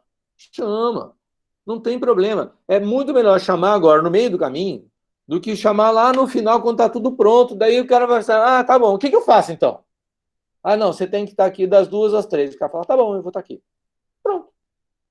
Aquilo que a gente falou de vínculo vai por água abaixo. Interdisciplinar é dentro do próprio curso.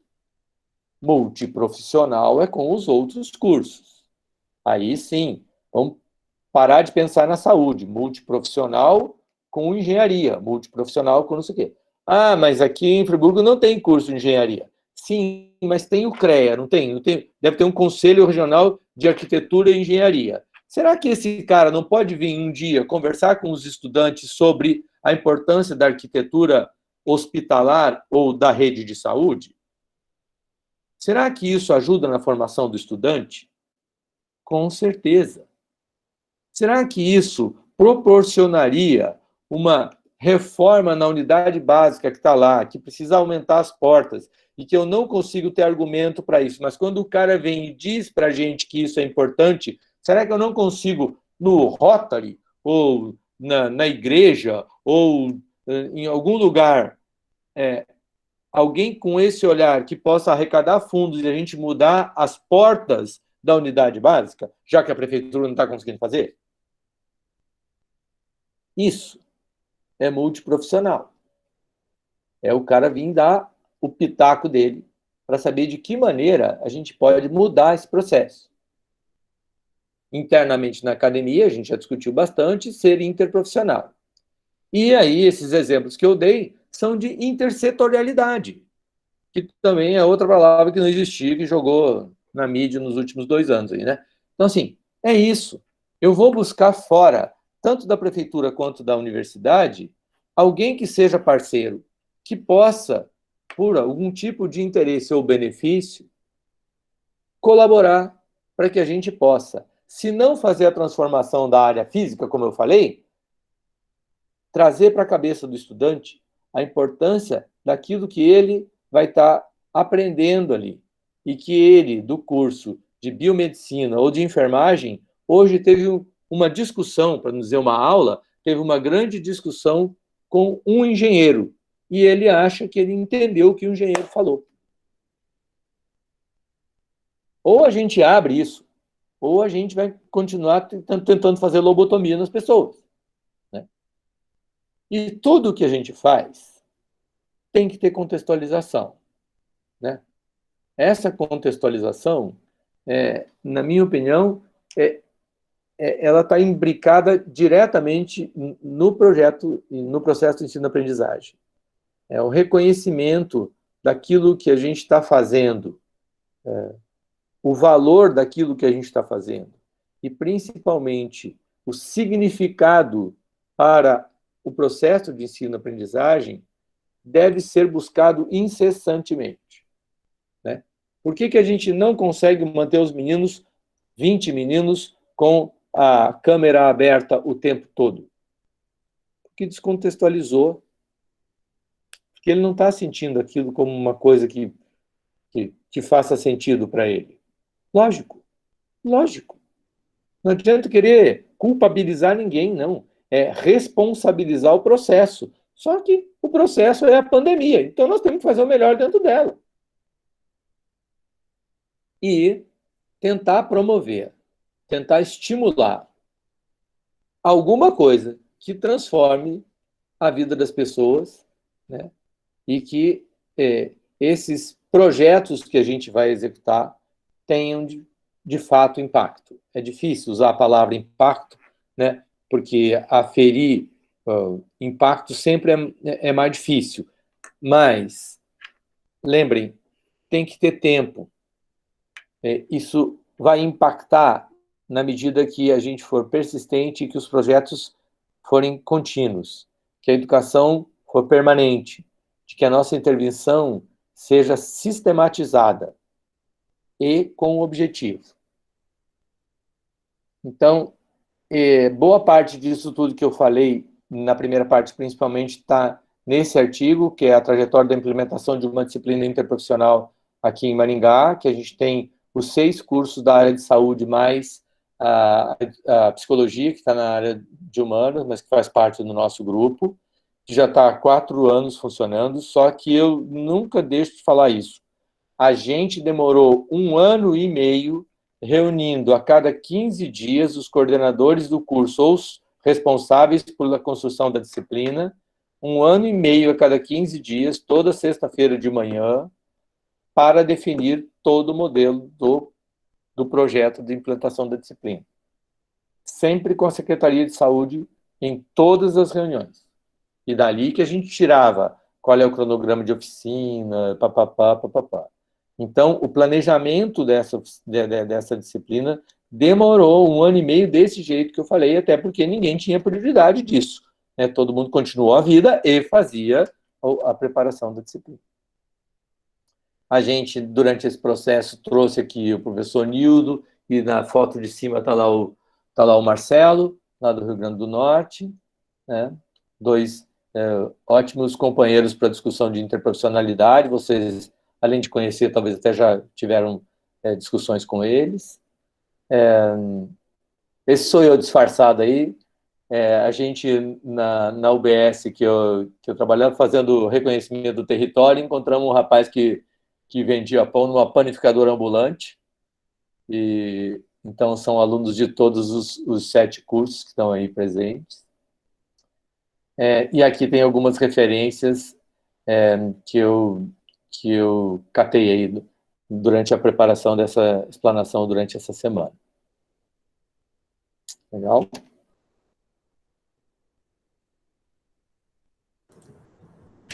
Edson, sem palavras, né? Porque rodou um filmezinho pelo menos para mim, rodou um filmezinho de quase 2 anos, está completando, na realidade, agora em dezembro, 2 anos, que a gente discute o PET no Instituto, por incentivo, por iniciativa e incentivo da Francelise. E, assim, apesar de você ter organizado muitas coisas, assim, pelo menos para mim, em termos do quanto a gente já percorreu, eu também identifiquei muitas coisas que a gente já caminhou com mais clareza, com mais propriedade, digamos assim, né? E reorganizei, dei outros significados para as coisas que a gente já fez. Então, vamos abrir, né, para perguntas só não, para comentários, para insights, que vamos fazer com tudo isso? Eu não inventei isso, eu só sistematizei para que vocês, olhando para isso, assim, pá, isso aqui a gente pode, isso aqui a gente consegue, isso aqui a gente não consegue, isso aqui está longe, isso aqui está perto. Acho que aí sim, abrir a partir daí, eu ia até fazer isso, uma folha quadriculada, para a gente começar a colocar os tópicos da matriz de competência. Acho que é uma tarefa de oficina de vocês, né? Que, lógico, quando você está junto. E assim, a gente pode, a partir disso, fazer uma nova discussão por aí. Então. Eu vi que tem gente que precisa sair. Perfeito. Tudo bem, estamos de boa. Bianca, foi excelente, professor Edson, muito obrigada por compartilhar conosco. Infelizmente, teria que sair. Bom dia a todos. Francelise pediu inscrição, pediu fala.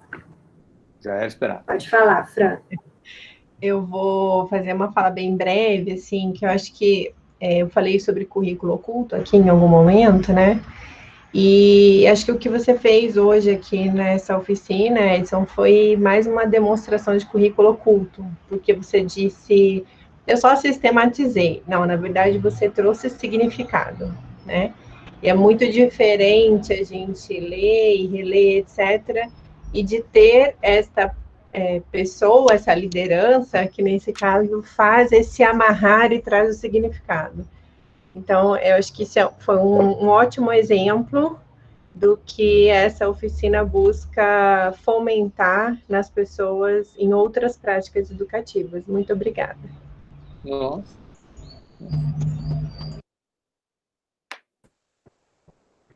Falem sobre a vida de vocês em cima desses tópicos que eu citei.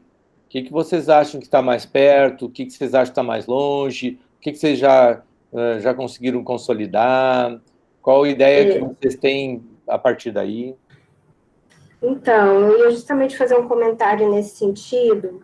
Eu acho que em relação às dimensões, o que a gente tem mais trabalhado como grupo, e a gente inclusive fez uma oficina em setembro, se não me engano, em que a gente fez uma oficina baseada em projetos e a gente já desenhou, cada grupo tutorial desenhou um projeto, mais no modelo de disciplina mesmo, né? Mas eu acho que é perfeito para a gente transformar ele num projeto de extensão, num programa de extensão, enfim, isso a gente também tem discutido muito. Mas eu acho que a dimensão pedagógica a gente já consegue, né, com as preceptores, com as preceptoras, né, que na sua maioria são mulheres, né, trazer a realidade do que a gente vivenciou como PET para essa dimensão pedagógica, né. Então, isso acho que a gente amadureceu muito, foi o que de principal a gente viu na nossa oficina de currículo, né, em que a gente fez os projetos de disciplina. A gente também já vê o quanto essa noção de competências está também mais amadurecida. Eu acho que a gente precisa desenvolver mais a noção de competências a partir do chá e realmente ir para o que é mais não específico enquanto competência específica, mas específico enquanto habilidade, que a gente trabalhar, atitude que a gente quer trabalhar, conhecimento que a gente quer trabalhar. Esse é um exercício pedagógico super importante. Essa é a matriz. Preceptores, essa é a matriz, né? E eu acho que a gente tem que amadurecer isso, fazer isso de forma mais constante. Eu acho que na dimensão técnico-administrativa a gente ainda tem, assim, que trabalhar, mas eu acho que é aquilo que você falou. Se a gente for pensar num caminho de educação permanente estratégica, a gente vai ficar ainda se debruçando, a gente vai adotar isso como um lugar permanente em que a gente quer desenvolver um trabalho. E aí a gente tem que fazer mesmo esse diagnóstico situacional, acho que a gente precisa olhar para todos os projetos e programas de extensão que existem no Instituto, como eles dialogam com a rede, né? Isso é super importante, acho que a gente não tem muita noção disso. Eu acho que essa, assim, é a nossa principal tarefa. A gente sempre fala, não, vamos aproveitar o que já existe. Mas eu acho que a gente precisa realmente se debruçar e, né, já temos disciplinas mesmo, que tem um pouco esse caráter extensionista, mas precisam ser transformadas. E aí a gente precisa ver que pontos a gente precisa trabalhar de desenvolvimento docente para isso, né? Então, assim, só com esse diagnóstico, só com a gente olhando para o que já existe, que a gente vai conseguir elencar essas dimensões, né, técnico-administrativas. Ontem, a gente, a Francelise, em reunião de departamento, assumiu o papel, que eu acho que um papel-chave, nessa dimensão técnica administrativa, que é participar da comissão de extensão do Instituto. Então, acho que a gente tem ali uma multiplicadora, uma ordenadora para pensar a extensão, junto com interprofissionalidade, de uma forma mais qualificada. Então, assim, estou muito feliz, assim, fiquei aqui conversando com ela, e você aqui, ó, tá aqui na matriz, né, do Edson. Então, e a dimensão biopsicossocial, a gente, e a questão também da gente fazer pesquisa, eu acho que a gente tem conseguido, de certa forma, né, até discutimos aqui também, que a gente precisa publicizar mais o que a gente vem fazendo, mas a gente tem conseguido, a gente tem feito um grande esforço nesse sentido. Como publicizar também para dentro da UF, né? Isso é uma grande questão. Mas a dimensão biopsicossocial, a gente vê que cada vez mais os preceptores nos dizem o quanto existe impacto, né? Os alunos nos dizem quanto existe impacto. Eu, como docente, posso dizer o quanto existe impacto do PET, de viver, né, essa inserção na realidade foi importante para mim como docente, assim, me transformou como docente, faz a minha prática docente ser diferente do que era antes. Então, eu acho que temos um pouquinho em cada uma dessas dimensões. Tá perfeito. Eu só queria, emendando nisso, um conceito que a gente não falou e que eu acho que é importante, assim, o objetivo do PET, da reorientação da formação profissional, que estava escrito lá atrás, no último edital, e que depois desencadeou o estudo, e daí o PET interprofissional nos proporciona isso, uma das coisas mais importantes que eu acho que os avaliadores do PET sempre buscaram era saber se a gente consegue manter aquilo que era um projeto, transformar num programa, ou institucionalizar aquilo que veio do PET. Esse a sustentabilidade, né? A gente fala muito o nosso trunfo. Esse foi o nosso trunfo, que a gente pegou a disciplina, criou a disciplina, inseriu na matriz curricular de todos os cursos, se mantém há 5 anos.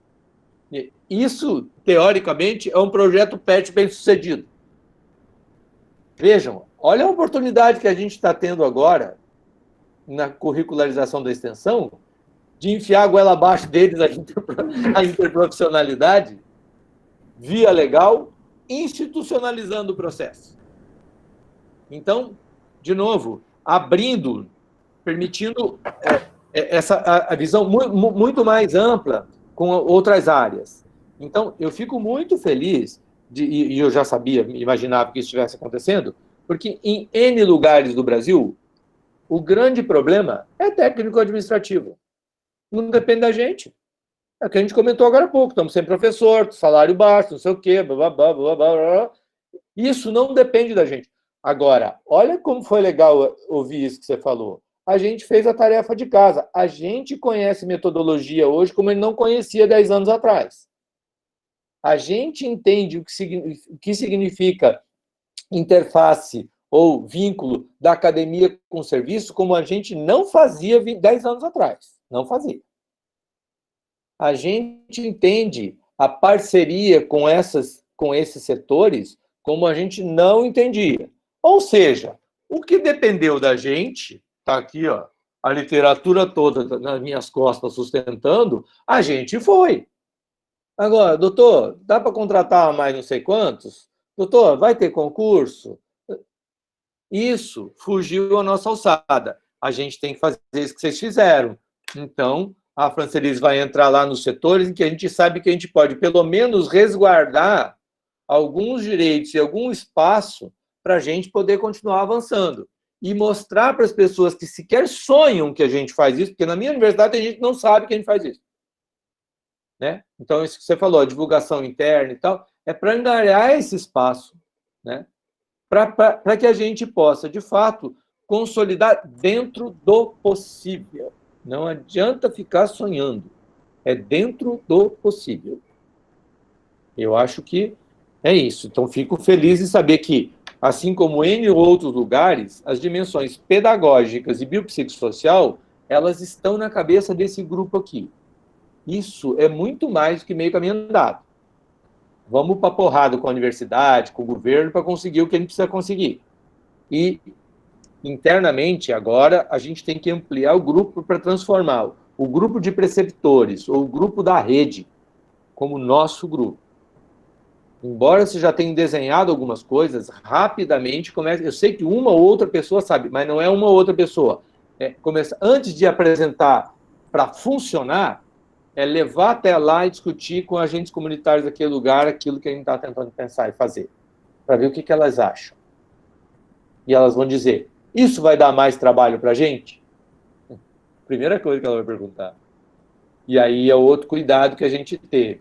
Os nossos projetos não criam uma carga de trabalho para a unidade.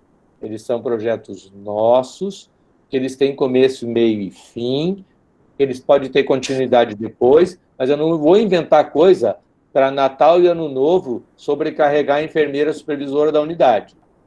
Senão, o ano que vem acabou meu vínculo. Então, eu tenho que saber até onde vai o que eu estou fazendo. E a gente também precisa ter clareza do quanto eles ajudam a unidade, né? Do quanto eles ajudam, né? E a gente precisa saber falar disso, né? E construir isso junto, né? E fazer essa problematização Acho que é isso, junto, levantar as demandas junto. A gente já fez oficinas e desenhou alguns projetos. Beleza. Até onde eles entraram nisso? Se eles entraram um pouco, comece a puxar eles agora. Para que daqui a 6 meses, 1 ano, quando for aplicar, eles já vão estar se sentindo parte do processo. Eles não vão ser convidados de última hora, nem vão ser usados pelo processo. Tá bom, a gente tem essa mania da academia, a gente desenha coisa, beleza, a gente tem facilidade de fazer isso. A gente faz isso. Mas, sem definir data, ótimo, melhor ainda. Pega pessoas chaves e começa a colocá-las dentro do processo para que se sintam participantes. Eu acho que isso é uma coisa importante fazer agora. Vamos fazer, já temos aí caminho das pedras, né? A grande matriz para a gente se orientar. Gente, não tem mais inscrição no chat, não sei se alguém gostaria de falar mais alguma coisa, Francelise. Não? Então, Edson, oi. Não, eu só ia fazer um comentário, né, que a gente está trabalhando aí com o nosso currículo, né? E aí vem dessa organização também que você colocou, né, que no dividir, né, as competências comuns, depois num segundo tempo as específicas e num terceiro tempo as colaborativas, é bem interessante, mas no nosso curso geralmente vem as específicas por último, como se isso fosse mais complexo e exigisse, né, então acho que é interessante trazer essa lógica do colaborativo, porque é para onde eles vão, né, no final eles vão se inserir, né, realmente no trabalho, enfim, e o trabalho não pode ser de outra maneira, né? Então, eu gostei bastante, assim, dessa lógica do que o colaborativo tem, é importante também estar mais para o fim, né? Não específico, acho que é só... Porque ele é acumulativo. Ele é acumulativo, né? Eu trago as competências comuns, associo as específicas e pego isso tudo que eu já tenho e coloco colaborativo. Isso que é legal, né? Porque quando você coloca o específico no final, parece que o colaborativo é só fazer de conta que eu vou bem com o meu grupo, né? Eu me dou bem com todo mundo. Não é isso, não. É colaborativo, técnico, profissional, que também pode criar vínculo por aí fora. Também, obrigada. Mas eu tive a impressão de que é essa ordem, mas é uma espiral, né? Tanto é que na UEM, essa disciplina, ela logo no primeiro ano, primeiro período, não sei, né? E lembrando também que a gente tem as linhas de competências, de cuidados ao longo de cada currículo. Então, algumas, por exemplo, a linguagem, a deglutição, tudo. Então, acho que é isso, assim, é uma espiral. Vai e volta essa ordem, mas é uma espiral ao longo de todo mundo. Não tem fácil ou difícil. As coisas são complexas. O grau de complexidade que eu queira dar já é outra história. Mas é isso, né? Então, para a gente... O modelo extensionista favorece pensar assim também, né? Porque eu acho que quando a gente pensa em modelo de disciplina, a gente tem uma tendência muito horrível, né? De voltar, mas em que período? Mas o que é pré-requisito? O que não sei... Não, e se a gente for pensar num programa de extensão, a gente pode manejar, né, isso, as competências, né, em nível de complexidade, as inserções, né, quem são esses alunos, né, que entram, que saem, que participam de diferentes formas. A gente descobriu a pólvora hoje. É isso. A diferença de campo, né? De campo e de competência, porque no mesmo campo a gente tem diversos níveis de desenvolvimento, né? Então, isso às vezes também tem muita confusão, né? Bom. Edson, muito, muito obrigada mais uma vez, em nome de todo o nosso grupo. Temos professores também externos ao nosso grupo, do PET Saúde de Niterói, né? Temos professores dos cursos de odontologia, de biomedicina, de fonoaudiologia aqui participando. Estamos muito gratos por você ter compartilhado um pouco dessa sabedoria toda, dessa simpatia, né? Porque foi muito gostoso, muito simpático, muito bom poder conversar com essa manhã com você, nos ajudou muito. E eu acho que a gente pode ir encerrando, liberando o Edson, né? Queria agradecer, quase que eu esqueço, a Prograde, que nos ajudou na divulgação, e a assessoria do Instituto de Saúde também, que nos ajudou muito nessa divulgação, e a todos vocês presentes aqui. Você fez uma foto bonita de todo mundo, não, né? Eu fiz não fui eu, foi outra pessoa que fez, eu vou mandar para você. Vamos fazer. Mas se quiserem fazer mais uma, né? Todo mundo sorrindo. Tem que cacarejar, botem isso coloquem isso no Face, coloquem isso lá, tem que cacarejar, pessoal. Esse tema que a gente inventou sem querer aqui, vai dar o que falar. Pode escrever, já tem 2 universidades já me chamaram para falar depois que viram no Face esse troço. Pois tá fazendo sucesso, vou começar a passar para vocês. Dá autógrafo pra gente. Vamos tirar vou tirar um print, hein? 1, 2, 3 e... Quem mais puder tirar e avisar que vai tirar, a gente sai com aquelas caretas. Aquela carazinha. Edson, já tem fã-clube formado seu aqui, tá? Tem que ter fã-clube nada. Eu que adorei participar da discussão. Acho que é sempre muito proveitoso ter pessoas que possam complementar aquilo que a gente tem uma pequena experiência, mas que a gente está tentando se aventurar num campo diferente agora. Todo mundo está no escuro com relação a essa questão da curricularização. E a gente conversando achou esse mote aí meio sem querer até do jeito que a gente conversou, né? Mas eu acho que a gente foi muito feliz na escolha. Espero que tenha aproveitado. Essa apresentação fica disponível para vocês. Eu mandei essa apresentação. Fiquem à vontade para, se quiserem utilizar algumas dessas coisas, não tem problema nenhum com isso não, tá bom? A matriz, com certeza, será nossa companheira até ano que vem, finalização do projeto. Tem lá meu e-mail. Muito ela. Tem lá meu e-mail, qualquer coisa pode me mandar. Grande beijo. Edson, obrigada. Beijo. Usem máscara, álcool gel.